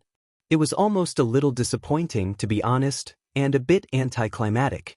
The color of someone's eye is hard to determine from across the room, and nothing in particular happened. Fair enough, because he wasn't actually using it to do anything, just to look at my chakra. Still, for seeing a legendary dojutsu in action, it was a bit of a letdown. He did confirm what the medic Nin had hypothesized, that I wasn't mixing chakra properly. It made enough sense to me. My soul had attached itself to Narashi's body and started puppeting it around. There was a level of detachment involved that wasn't quite natural. But it wasn't bad either. Of course, I was incredibly hopeful that the no chakra diagnosis would result in that non-combat position I wanted. Not all my RR snippets are dark and dreary. This one is mostly for that fun. Again, it's only really half done and doesn't go anywhere, because I'm not sure where it would go anyway. I was just playing around with the effects of reincarnation with the extreme detachment and that's fictional mindset, and of course, Kakashi and Guy. Because they're funny. Trying to kick the writer's block by continuing old pieces so. Upcoming RR snips, Urashima Uzumaki and the Fall of Yuzushio, Haya Hyuga and the founding of Konoha, Yuzu Yamanaka who learns there are some clans you can't hide from, and Nino Uzumaki who might have the worst luck of the lot. In one world, a woman dies. In another, a boy is born. These two facts are unrelated. These two facts are unrelated until Shiki Fujin says the fire shadow numbered death and tears the world apart. The world around him warps, space-time twisting and straining. He binds death, seals a demon. An infinity of chakra is compressed like a dying star until it fits inside the body of a child. And like a dying star, around it burns a gravity well. Towards it things are drawn. Things of light and energy. Souls. Most burn. The fury of Kyubi no Yoko consumes them, uses them as fuel for its struggles as the bars of the cage are drawn tighter and tighter. Some hit the seal itself, and are reflected, whirled off at angles impossible to continue on to the pure world. The one hits just so, sliding past the danger of the demon, past the shield and mirror of the Shinigami's chains, to touch the small, star-bright flicker of its host. One soul hits Naruto Uzumaki, who was born the perfect Jinchuriki, predisposed to accept another being into himself. His soul is wide and free and welcoming. And there is no seal to protect him this time. It doesn't happen all at once. The two souls bleed into each other slowly, vaguely, like watercolors running. They bleed together in dreams and feelings, long before there is awareness. Is he a child, dreaming of being a woman? Is she a woman dreaming of being a ninja? A soul is infinite. But the truth is, some infinites are larger than others. A child's soul is pure and innocent, strong in its own way. But the soul of an adult is toughened with experience, forged with time and trials. In the end, what results is not quite the woman. But it is no longer the boy. Oh, she thinks, 5 years old again. It wasn't a dream. She isn't quite all herself yet. But there is more adult than child now, more memories than not. There is enough for her to know that this is not who she was before. There is enough to know what the words ninja and Konoha and jutsu and Hokage mean. Lunchtime, Naruto, the matron of the orphanage says without a smile. Come in or you'll miss out. She nods and stands. Oh, she thinks, I'm Naruto. She had known that but not known it. Not realized what it meant in context. Not the connections linked to those 3 syllables. I'm Naruto Uzumaki. It crushes any thrill that might come with the reincarnation. If you were to be reborn, there are worse worlds than this one. There are worse chances than to live in a story you once loved. There are worse powers to tangle with. But even in a story like this one, there are characters that you would not want to be. Hashirama Senju is one, the man who has the weight of uniting the ninja clans resting on his shoulders. Step into those shoes and fail, and what happens then? Jiraiya of the Sannin is another, the man who was a legend, but more than that, would train legends. What changes would be wrought on the world if he was not who he was? Uchiha Itachi, a boy backed into a corner and forced to make a terrible decision, with war at either side. And Naruto Uzumaki.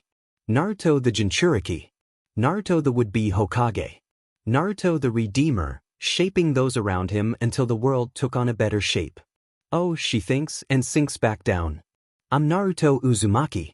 The seal that holds back the QB is a miracle of sealing. But it is powered by will, the sheer uncompromising force of the soul it surrounds. It takes Naruto, the real Naruto, 12 years, a betrayal, and an explanation to even come close to cracking it. It takes her 5 minutes and a name. So the jailer comes, QB no Yoko growls like thunder in a cave. Behind the bars of the Shiki Fujin, there is darkness punctuated only by the glowing of its eyes and teeth. The representation of the seal is dank and wet. It reeks with fury and malice. She cannot breathe, cannot speak. Come closer, jailer, it says. There is nothing kind about the words, but they are a lure all the same. She steps closer, drawn as a moth to the flame. Weakling. Fool. One day, I will escape this cursed seal. I will devour you. I will destroy you. This is what it means to be Naruto Uzumaki. To be stuck in a world that wishes you dead, in a world that hunts you and hates you, and your only advantage is a demon that wants you dead. The only reason that it will work with you is that it wants. She breathes in, tastes the rage that flavors the air. Her voice is not steady when she speaks. Kurama, how badly do you want to kill Uchiha Madara? She cannot be Naruto Uzumaki. Naruto Uzumaki is a hero, is a messiah, is a character too big and bright to imitate. I'm Naruto in name only, she thinks, and it's funny because it's true. She cannot be Naruto Uzumaki. But she can be Nino. She can try and survive to the very best of her abilities, and maybe make the world a better place while she is here. It takes courage to get agreement from Kurama, even with the dangling bait of Madara. It takes even more to use the power he gives her.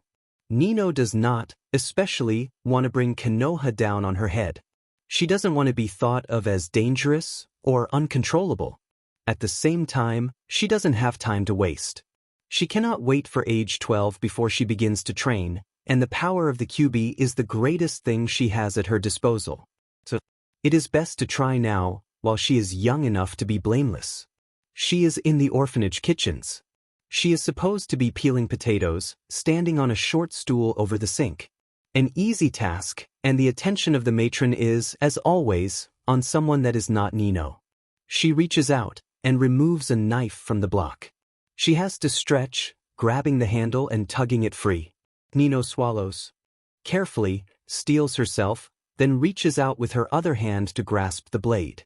She intends it to look like a childish accident, a desire to grab something shiny or cool, without realizing the danger. She intends to drag her hand along it, to give herself a shallow cut. "What are you doing?" The matron yells. Nino yelps, and drops the blade. She jerks back reflexively, but it is heavy and falls fast, landing point down on top of her foot. She hollers, surprise and pain both. Red chakra spills out of her, held ready for the test, but released too fast, too much. She reaches down and pulls the blade out. Underneath it, her flesh pulls and burns, already healing itself. That is the power of the Kyubi no Yoko in her veins. She tries to memorize the feeling, even as the children around her erupt into screams, scrambling backwards. Then, the window beside her shatters. She has barely time to recognize the dark shape as a man, and the red of his eyes. Inside her, Kurama howls, before there is nothing. "Are you well, Naruto?" The third Hokage asks genially. There is an aura of power around him, no matter how much he looks like a harmless, friendly old man. Nino fidgets and bops her head in a quick nod. Beneath the covers of the hospital bed, her feet wiggle. "I hurt myself," she says. Matron yelled. Her hands twist in the covers of the bed, damp with sweat. So far things are okay. The ninja was unexpected, obviously drawn by the Kyubi's chakra. But she isn't hurt, isn't locked up, and the third seems neither suspicious nor angry. Of course, the fact that he is here in the hospital with her, the Hokage has better things to do. "Yes," the third says. "I suspect she did. Knives are dangerous, you know, Naruto. They aren't toys for playing with." Nino hesitates, gaze darting up to look at the third for a second, before dropping back down. "Wanna be a ninja," she mutters quickly, heart beating double time in her chest. "Ninja always have knives." It's child logic, a bad excuse, but believable. Hopefully. The third smiles, face craggy but amused. "There's more to being a ninja than knives," he says. "The most important thing for a ninja is the will of fire. To love the village with all your heart, and to want to protect the people in it." "Like the Red-Eye Ninja?" Nino asks. "He came when I hurt myself. Was he trying to protect me?" The third chuckles. "The Red-Eye Ninja was one of the police. It certainly is his job to protect you. Wouldn't you say he did a good job?" Nino nods shyly. Her mouth is dry. There is a surprising amount of stress involved in this conversation, even if this is pretty close to the best of all possible outcomes. She has bargained for use of the Kyubi chakra.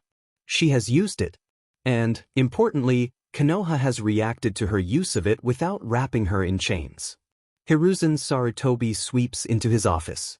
Uchiha Fugaku is already there, frowning deeply, as he stands beside the young policeman that had responded to the situation. Young, Sarutobi thinks, sinking into the chair behind his desk. From his perspective, Isamu Uchiha is young, but he was old enough to have fought against the Kyubi 5 years ago, and whatever the rumors about the Uchiha say, it has always been the job of the police to assist in the evacuation of the village. "Forgive me, Fugasama," Isamu says, bowing deeply, face pale. "I felt the chakra while I was patrolling and fear that I overreacted." Fugaku clenches his jaw, clearly disagreeing with the statement. It is not, Sarutobi thinks, that he considers the threat to be any greater than it was, and in the scheme of things it is very minor indeed, but he has always been extremely sensitive to accusations cast upon his clan and the actions of the police force in particular. "There seems to be no harm done," Sarutobi says, projecting as much grandfatherly calm as he can. "Though the new generation may grow up with the belief that the military police will burst in through the window to deliver any assistance required." His lips quirk into a small smile. Neither of the other men respond to the joke. However, Fugaku, "I believe that it might be best for the patrols around the orphanage to include an Uchiha with a developed Sharingan. Just to be safe." Coming from the Hokage, it is hardly a suggestion. Fugaku grimaces. There are hardly enough developed Sharingan in the police force to waste on such a relatively safe patrol route. And yet, Should there be another incident, one more serious, a single tomo like Isamu's would hardly be enough to restrain a Jinchuriki. That would require a fully matured Sharingan, and even that wasn't guaranteed. The trouble was, there were few fully matured Sharingan, and those who had them were generally old and experienced, and already working important jobs and positions. The fact was, the Uchiha were a strong clan, and a large one. They had been charged with maintaining the military police during the reign of the second Hokage. At the time, there had been more than enough Uchiha to manage that, and contribute to the shinobi forces of Konoha to bring both money and prestige to the clan. But Konoha had grown exponentially since those days and the Uchiha had not. At the best of times, they had too few ninja to fulfill the duties of the police, let alone take missions. And the younger generation were becoming less and less eager to join the police, knowing the high workload and very low return. And that left the military police in a very tight situation that would only get tighter. That, Fugaku grinds out, is not possible, Hokage-sama. The atmosphere in the office becomes much cooler. Not without additional support from the shinobi forces, Fugaku adds, as if the words are being dragged out of him. He folds his arms defensively. We will need at least 50 shinobi to assist in fulfilling the regular duties of the police. Sarutobi raises an eyebrow, very slowly. Fugaku stares back at him stubbornly. There was simply no other way they would manage, save recalling all the active duty Uchiha to fill positions in the force. And yet, that would be even worse, shutting themselves off further from the village. And it would breed resentment amongst those Uchiha who took missions, and drastically reduce the clan income. It was a solution that led only to a slow death of the clan. I concede you may need additional staff, but you are covering a single patrol route, Sarutobi says. 20 men, no more. It is still too many, he thinks, but at this stage it is a small enough concession. The war with Cloud is over, and without the front lines active there are suddenly more ninja in Konoha for longer PRDS of time. They have manpower to spare. Fugaku nods, stiff but regal. Very well, Hokage-sama. Nino's return to the orphanage is at the side of the third Hokage, after a late lunch at Achurika. The ramen wasn't bad, though the company was a bit nerve-wracking. Still, the other children give her a wide berth when she returns, and the smile the matron gives is stiff and forced. It's still a smile, however, and that's more than she received before. The Hokage exchanges a few words with the matron, but winks at Nino as he turns to leave. Now remember, Naruto. Study hard. Nino bounces on her toes, just a little, hoping that means what she thinks it means. I get to be a ninja? Yes, the matron says with forced calm. The Hokage has offered to sponsor you for early enrollment in the academy. Nino lets herself relax, just a little bit. The academy is not the solution, not really, but it does help. Training will help. If she can just get a handle on chakra, she has a rudimentary understanding of the Rasengan. With luck and a little finesse, she might even be able to mold her raw chakra into some form of Uzumaki chains, or chakra cloak, and simply use it as brute force destruction. The less she needs to draw upon Kurama the better, and raw brute force will be easier to attempt than finding teachers for jutsu. The academy is not a solution, but it is a step in the right direction. Yay, she says to the matron. I get to be a ninja. All right, brats, sit down. The academy teacher barks tiredly, waving them into the benches that make up the majority of the classroom. I'm Hikaru Masuyo and your teacher for the next 5 years. This is my assistant teacher, Uchiha Shursui. That's Shursui-sensei to you, the 15-year-old leaning against the teacher's desk says, with a bit of a grin. Masuyo-sensei continues. In this class, you will be expected to pay attention and to complete all exercises to the best of your ability. Nino tunes the teacher out, just a little, and eyes his assistant speculatively. Surely Shursui is not such a common name that there can be two Uchiha with it. She had no idea that he had been an academy teacher. Then again, what did she know about him? That he was Itachi's friend, and that he died. And that his Sharingan had had the most powerful hypnosis jutsu known to man. Between those facts there was a lot of space for an entire life. Misbehavior will not be tolerated, Masuyo-sensei finishes. We will begin with introductions. As I call on you, please stand and introduce yourselves to your classmates. I am Naruto Uzumaki, she thinks. But you can call me Nino. I like dango and ramen, but I don't much like tomatoes. I want to be a ninja. And then she corrects, with a spark of mischief, I want to be a great ninja, and maybe even to join the police. Won't the Hokage like that? She suspects that the Uchiha will not at all. 20 ninja, Danzo fumes. It's preposterous. The Uchiha have gone too far. Hiruzen doesn't groan, but it is a near thing. Danzo is a very dear friend, someone with who he has years and years of history. And some days that is the only thing that stops him from strangling the man. It's a small concession, he says mildly, adding a few more leaves of tobacco to his pipe. Danzo makes a very disagreeable sound. They're planning something, he says darkly. You mark my words, Sartobi. This is only the beginning. You give them an inch and they will take a mile. It could be a good opportunity, he says instead. We do have a large number of ninja on downtime right now. They're too used to the front lines, there have been a few incidences. They might not be so eager to cause trouble if they knew the work that went into cleaning up after them. Sometimes Hiruzen wonders if he has supported too many causes, just for the way it makes Danzo's eye twitch. Right now, that feels like the only joy he has left.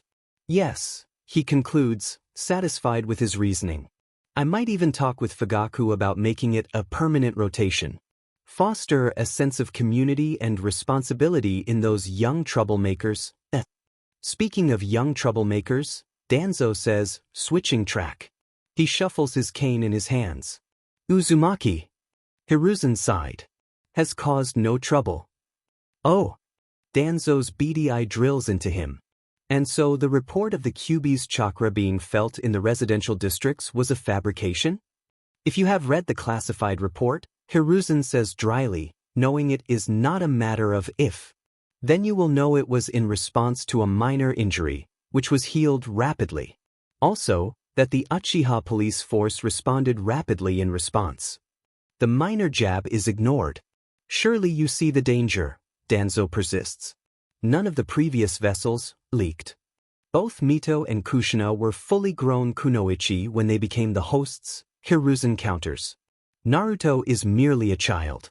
It's entirely possible that he will achieve a level of control over its chakra that neither his mother nor Lady Mito ever managed.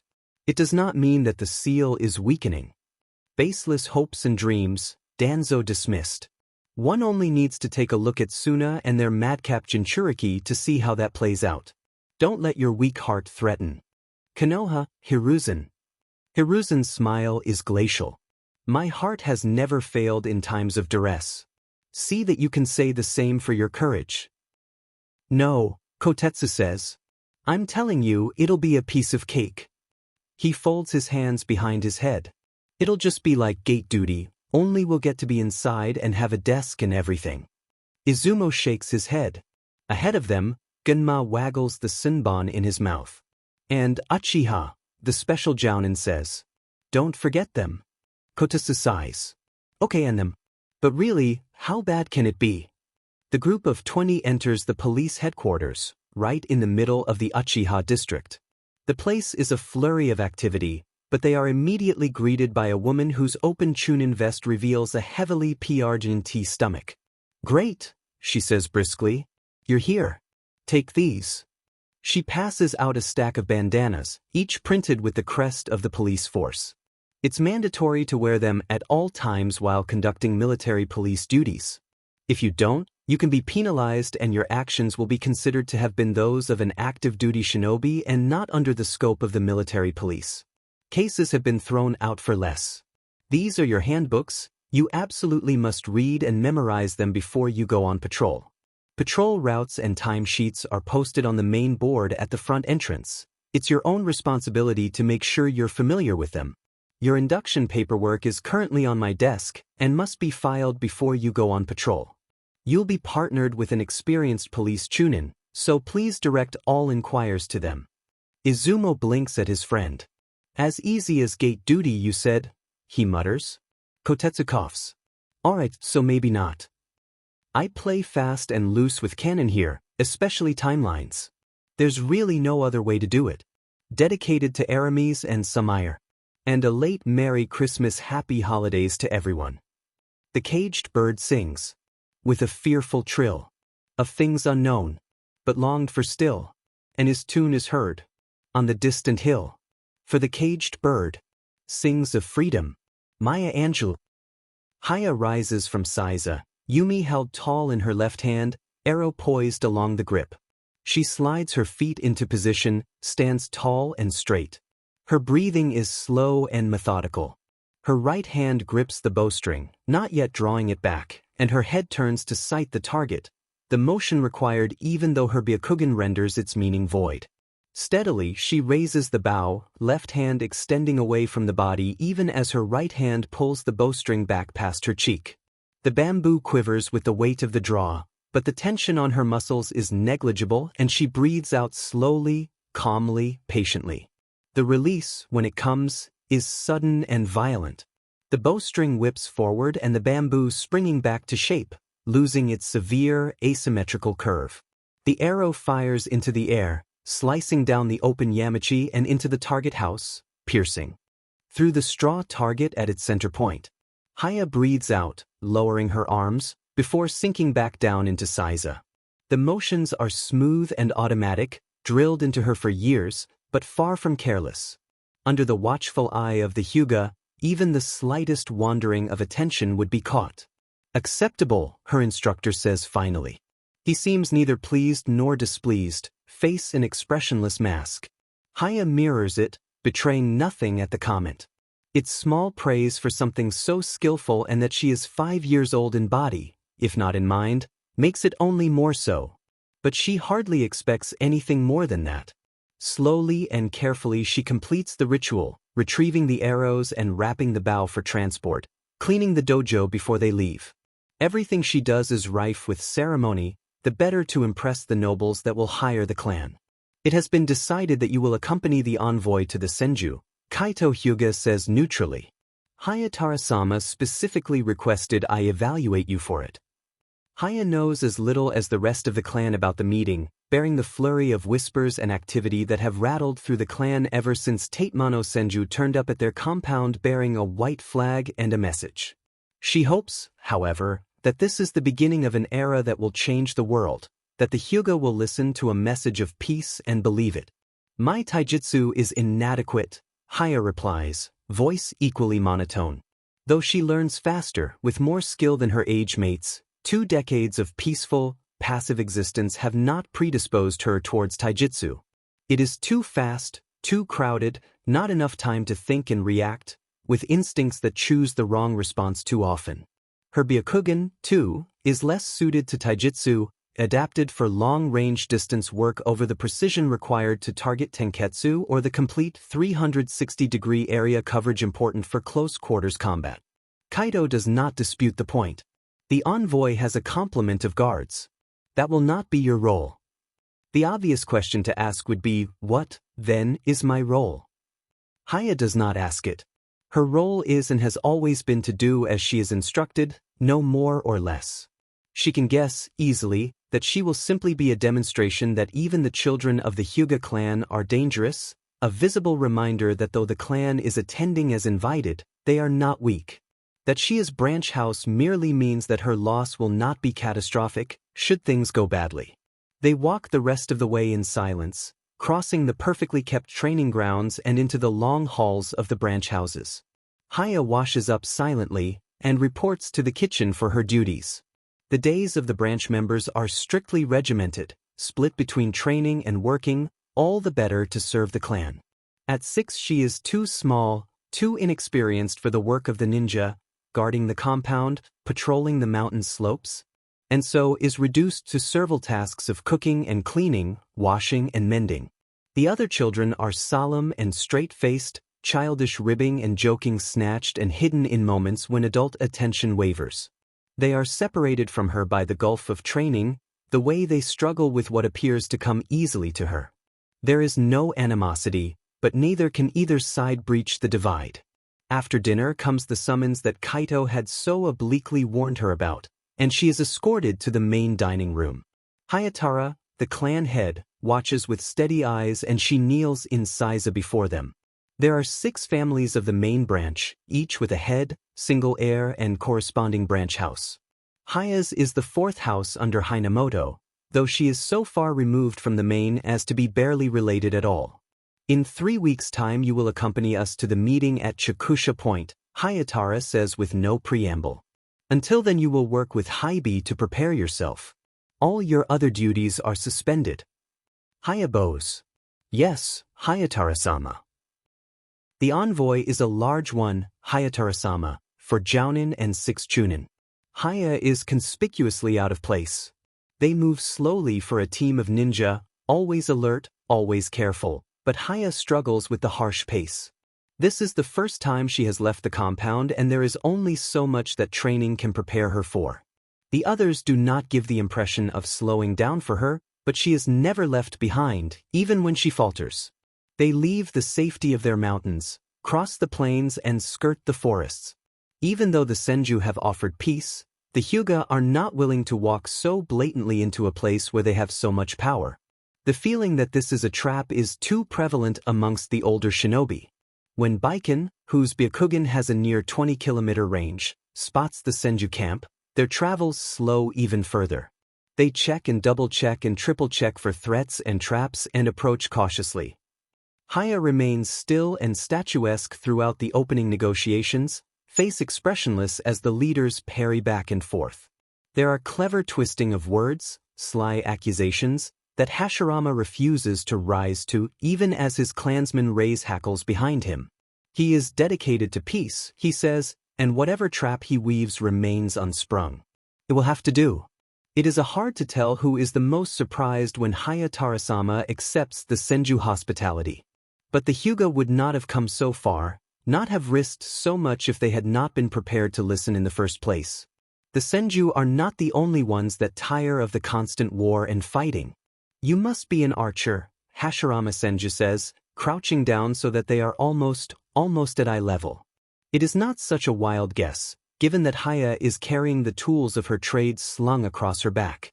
She nods. Oh really? His face has such an open look to it. What type of bow do you like best? Haya hesitates just a little. Recurve, she admits. The Yumi is too big. It is not the most politic thing to say, especially with the clan head standing right next to her, but she doesn't think Hashirama will mind. He laughs. It is, isn't it? His hands twist on nothing and between them, wood grows. There is a sudden freeze of stillness amongst the Hyuga, and Tobarama hisses his name in irritation. What do you think? He asks, holding out the child-sized bow to her. Just the right size? Haya takes it carefully, holding it out and drawing the string. It's made out of twisted vine, as much wood as the bow itself, and she thinks that this kind of fine manipulation might just be as impressive as growing forests. The draw on it is heavy, the size slightly too big, but it is comfortable, familiar to her mind if not her hands. Almost certainly, in the clan of 1,000 hands there is at least one who favors archery for him to be able to create something so demanding so easily. She tries to hand it back but he laughs again. No. It's a present, okay? A bow made with the mokutan of the man who would be the first Hokage is a present unsurpassed. Thank you, Senju-sama. She bows low in respect. So formal, Hyuga-chan. His hand lands heavy on her head and fluffs her hair up. She tries not to think that that hand has probably killed many people, many children. He doesn't need to touch her to be able to kill her, not this man. Being close makes him no more dangerous than he was before. Haya returns to the clan compound in the mountainside, and is no longer part of the discussions that rage amongst the main house for weeks. The branch house members that serve food to the meetings do not speak of the content, as well they should not, but the entire clan knows what is being said. It is only the outcome that is in question. Haya practices her archery, the formal moves of Kyudo that the Hyuga prefer, but also learns to make her recurve sing in her hands. Hayatara-sama had allowed her to keep it, with warning that it could be turned against her. Yes, Hayatara-sama, she had agreed, kneeling and bowing, without the comment that any weapon made of wood would hardly stand against Hashirama Senju, should it come to that. It might be the only thing she possesses in this life that belongs to her and not the clan. It was a gift, given to her, and she cherishes it. The outcome of the discussions is never announced, but a large portion of the ninja leave abruptly for the newly formed Konoha, to make their presence known and to stake claims and to assess it to see if it is truly safe to be part of it. For the rest of them, training becomes more brutal. Haya falters in taijutsu again and again, cannot see tenketsu, cannot cover her own blind spot. But she extends her ultimate range another 100 meters, can fire 2 arrows in under a second, and her instructor grudgingly proclaims her adequate. She is the youngest ninja on guard duty when the attack starts. The Hyuga in the watchtower spot them coming 10 kilometers out and grimly alert the compound. The mountain is a natural defense, and the compound itself, for all its sprawls, is no weak target. Grimly, Haya knocks an arrow to her bow and waits until they are in range. Beside her, Kaito does the same, and together they make the air sing with falling arrows. The enemies are cunning, however, and prepared. The force that creeps uphill towards them is only part of the attack. The rest races downhill from above, having crept around and remained out of reach, and uses jutsu to cover the distance faster than true preparations can be made. It is not a subtle attack, using numbers and brute force and speed, and will result in causalities on both sides, but they breach the houses. They breach the houses. Then they withdraw. Haya hardly knows this until after the battle. When the fighting has stopped and the fires extinguished, and the main house members storm through the compound with grim faces, counting heads. 4. Hinamoto-sama says. 1 from the 4th house. 1 from the 5th house. And 2 from the 6th house. Her counterpart from the 6th house looks almost grief-stricken. It is a grim day for the clan. Haya stretches the range of her Byakugan, watches the hills around the compound. Nothing moves. They've split up, Kaito says, voice as steady as ever. His eyes are sad. Every man gone a different path. There are hundreds. We do not have enough ninja to follow. If the whole clan had been here, maybe? If the whole clan had been here, maybe they would never have succeeded. Haya feels the weight of the caged bird seal on her brow. It is a cage, but a cage is not just restriction. It is shelter and safety as well. It is protection. She thinks about the things that await a woman of the Hyuga clan in the hands of others. The clan is not perfect, it is harsh and strict and demanding. But outside the cage, I would rather die, she says. Yes, Kaito agrees, and puts a hand on her small shoulders. They gather somberly as Hayatara-sama completes the jutsu. Somewhere in the darkness, the lives of 4 Hyuga women are snuffed out, soundlessly. It is not comforting exactly, but for Hyuga it is either rescue or death. They will not be left captive. It is something. They mourn. They recover. And a month later, there is another attack. The move to Konoha is not undertaken with ease. The compound must be stripped of all essentials. All clansmen will be transported, the old, the sick, the very young. They will be traveling a long way, through lands that are not safe. It requires planning and care and preparation. In the end, they have a chain of caravans. Oxen pulling huge carts, piled high with belongings. Supplies enough to last them the entire trip and beyond. They make it to the bottom of the mountains before they are attacked. The ninjas slide into formation around the caravan. Those that can fight at distance take lead, those like Haya who have chosen weapons, or those who have mastered Juken to the extent of the vacuum palm techniques. Haya fires and fires and fires, and then she runs out of arrows. She does not panic, because a Hyuga does not panic. She grasps empty air, mimics drawing an arrow.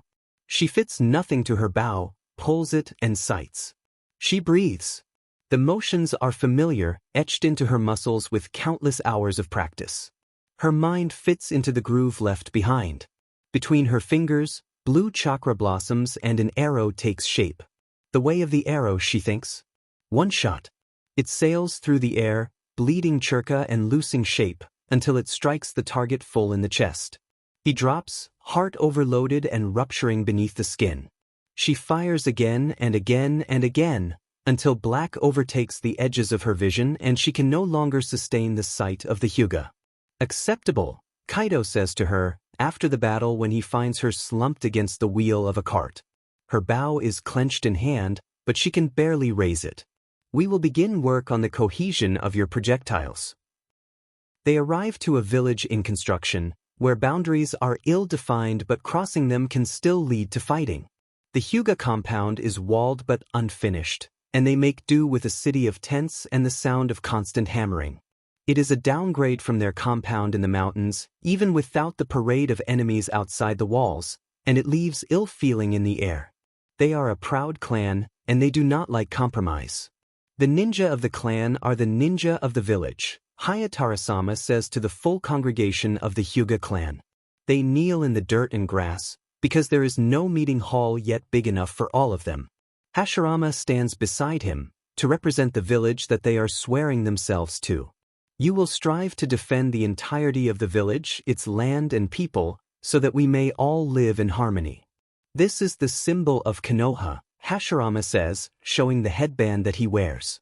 The ninja that bear this symbol are your brothers and sisters in arms, your teammates and your comrades. Beyond clan lines, we are all one people now.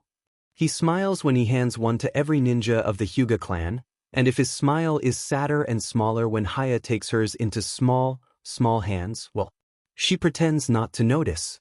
Thank you, Senju-sama, she says. I am honored. As am I, Hyuga-chan, he replies. With the compound still under construction, there is no safely designated area for training. So they are forced to use the village grounds and mingle with the other clans.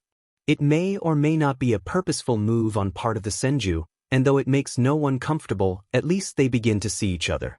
Haya risks life, limb, and the disapproval of her clan to pat one of the Inuzuka hounds, which is both massive and fluffy like some kind of Newfoundland cross. She bribes it with leftover fish from her lunch, which is only a token attempt, because she is certain the dog is both smarter and better trained than that. But it takes it, lets her work her fingers along its coat, and across the field, Hashirama Senju catches her eye and smiles. She doesn't smile back, because she is a Hyuga, but she bows before she returns to her training. You're very brave, Hyuga-chan, he says, coming closer. She strikes the target with 5 arrows in quick succession. She is holding back, of course, because she is forbidden to practice more advanced techniques in sight of the other clans. But it is still important to stay in practice. Senju-sama, she says respectfully. There aren't many clans that approach each other, still, he says. Around the clearing, there are people training, but they are segregated and watching each other warily. Haya suspects that no one is really training, as much as keeping up appearances and watching each other. I like dogs, she says, which is a ridiculously flimsy explanation. The Hyuga keep birds, homing pigeons and hunting hawks and beautiful songbirds, or useful animals like sheep or cows. Not dogs. Before Konoha, in this life, the closest she has seen are wild dogs or wolves. They are not the kind of animals you pet. Yet Hashirama nods. Yes, he says. I do too. He stretches out his hand gently towards the hound. It huffs, rises, and walks away. He looks so comically disappointed that Haya giggles.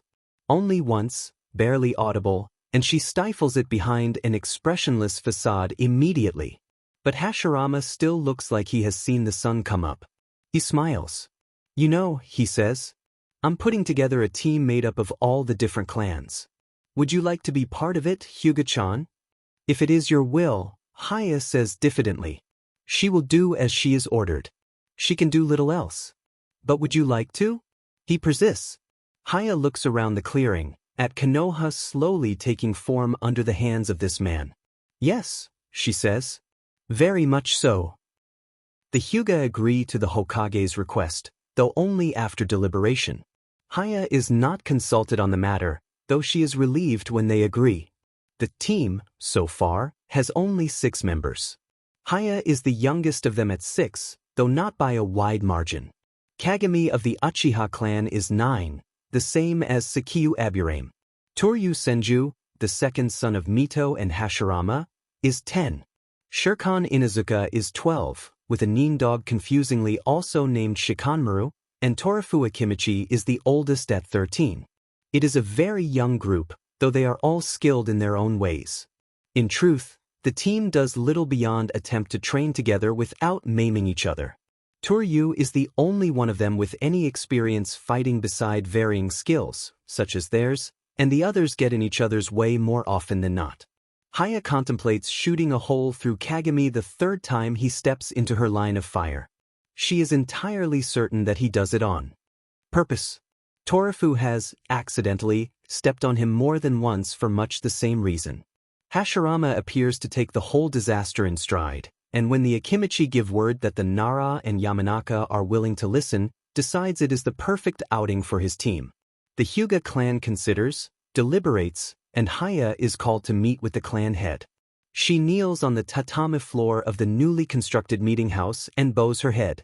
The caged bird seal may be activated at distance, Hayatara-sama says. But the final sealing may also be initiated by the holder of the seal. The order is clear.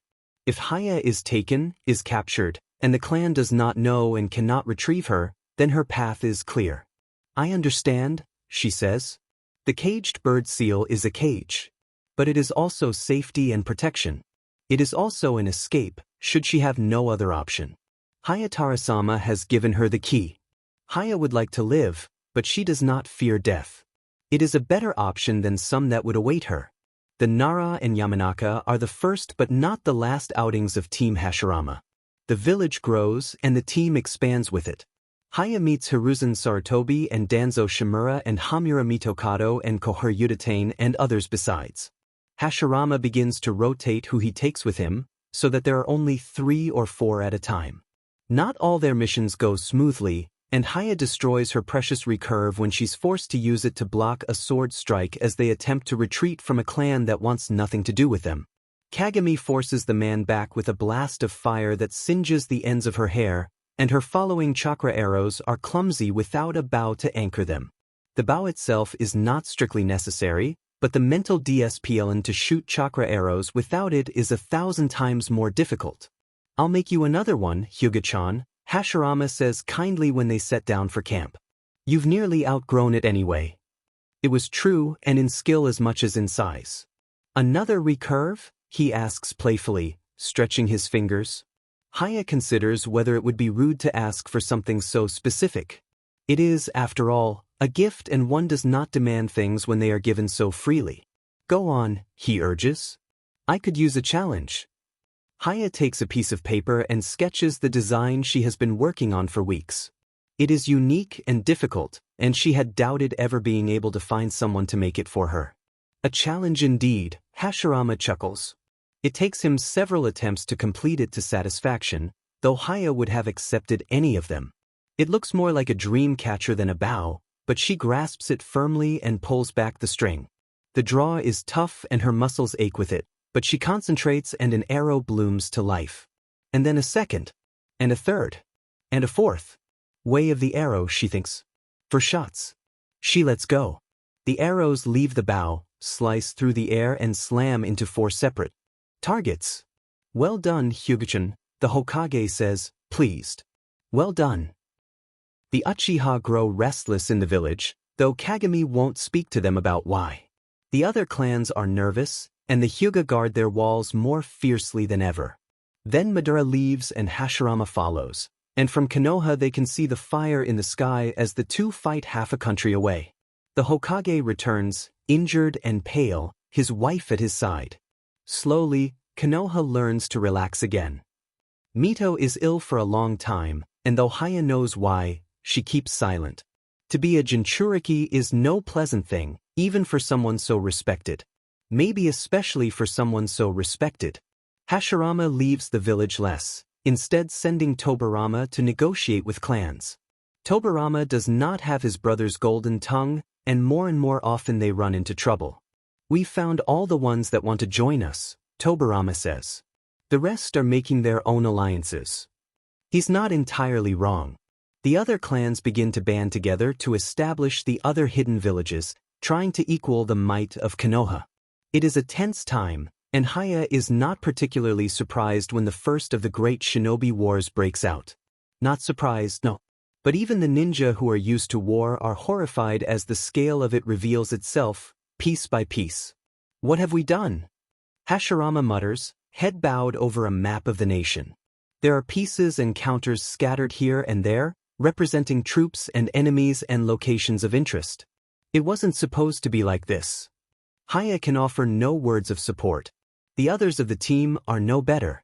Sarutobi avoids the Hokage's eyes and suggests they block the pass.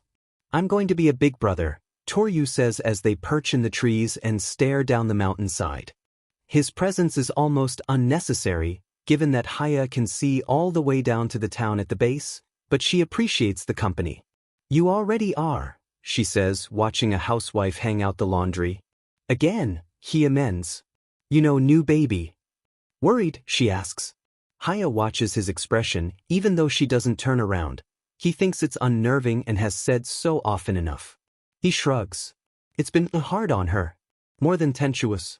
She's been sick ever since the thing. She'll be fine, Haya says. Then pauses, attention drawn by something.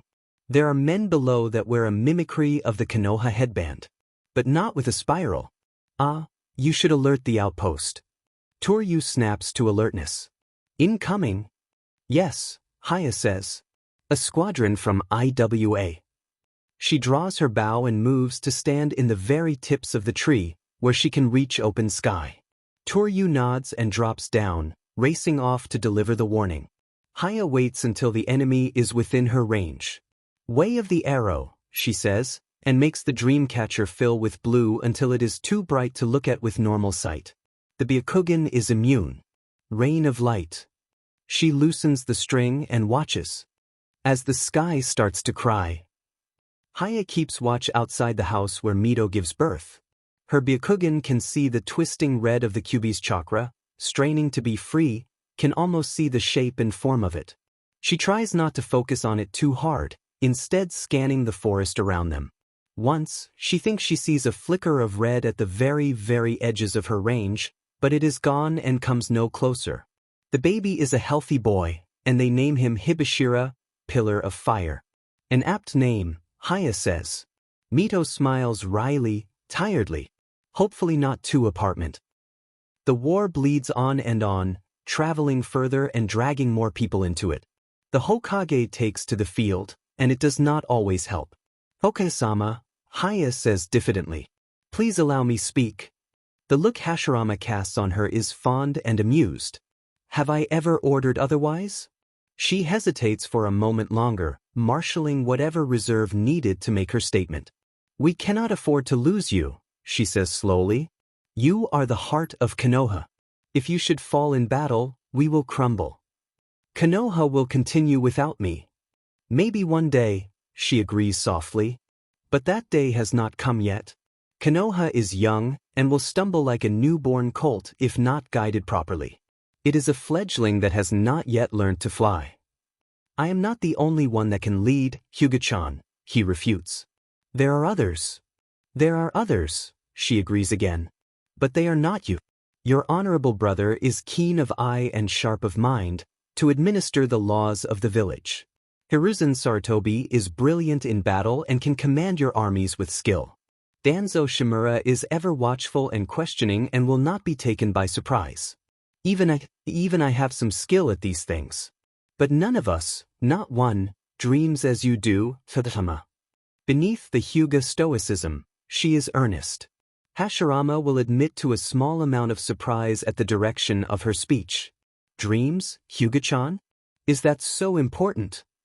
Yes, she says. Who else could have united clans that have been warring for centuries? You have torn apart blood feuds as old as the land itself and as drenched in blood as the battlefield. To have united the Senju and Uchiha is one thing, a thing that will make legends, but to then have repeated the process again and again. You cannot tell me it was done without a dream. Dream is too big a word for it, he replies softly. I wanted my brothers to stop dying. I wanted my children to outlive me. You gathered us together, Haya says. You convinced us that maybe this dream was worth having. But the future is uncertain and the path it takes winding. We need you to lead us or we will falter. Are you trying to tell me to stay at home, Hyuga-chan? Hashirama teases. She doesn't smile. Today was too close, Senju-sama. Another ambush like that and I doubt that we would be returning home. What kind of Hokage would I be if I stayed in the village? The one we need. There are things that make Haya regret following the first Hokage. Not many, but there are some. Facing down the tailed beasts is one of them. The rest of the team appears to agree. It doesn't matter that they do little of the fighting, that they merely back Hashirama up as he locates them and fights. Simply being in the same area as a titanic battle is enough. Greatest man I know, Sarutobi repeats, as if trying to convince himself. He swallows as he watches the monstrous form of Bijou struggling against vines and branches. He has a plan. Haya thinks that if they could see the fight in as much detail as she could, they would not doubt the first part. The first Hokage in action is a sight to behold. It is awesome, in that it inspires awe. She would still prefer to be approximately half a continent further away. Well, Hashirama says, exhausted, once he's done. That's 2 of them. 6 more to go. No one questions his math and asks where the 9th is. The 5 Kage summit is kind of a disaster, but Haya remains impressed that he managed to get them to agree to one while the war is still raging. So we'll split the tailed beasts up between the villages, Hashirama suggests. As part of a peace agreement. Which only leads to arguing about who gets what, exactly, and what a peace treaty means, exactly, and who is agreeing to what because they are currently winning. Really, it's amazing they all walk out of there alive. Let alone with a signed treaty and the official end of a war. He had a plan, Hiruzen Sarutobi says, shaking his head. A crazy plan. That worked, Haya says softly in agreement. A crazy plan that worked, Sarutobi amends. I can hear you kids, the man in question says. It wasn't that crazy. Coming training, tour you? Haya asks her teammate, blandly. It's pretty clear that he isn't, given that he's carrying a small human being. He rolls his eyes. Chiseki begged me to watch Tsuchan for him. Apparently he hasn't had more than half an hour's sleep since she was born. He shuffles the baby in his arms awkward. I dunno. She seems quieter than Hibashira ever was. Haya peers down at the granddaughter of the first Hokage, who will one day become a woman feared across the nation. Tsunade blinks back at her, yawns, and starts to drool. Impressive, Haya says, straight-faced. Have fun. Try not to shoot Kagami, Toryu says in response. Even if he deserves it. When Hashirama Senju dies, it feels like the sun has gone out of the village.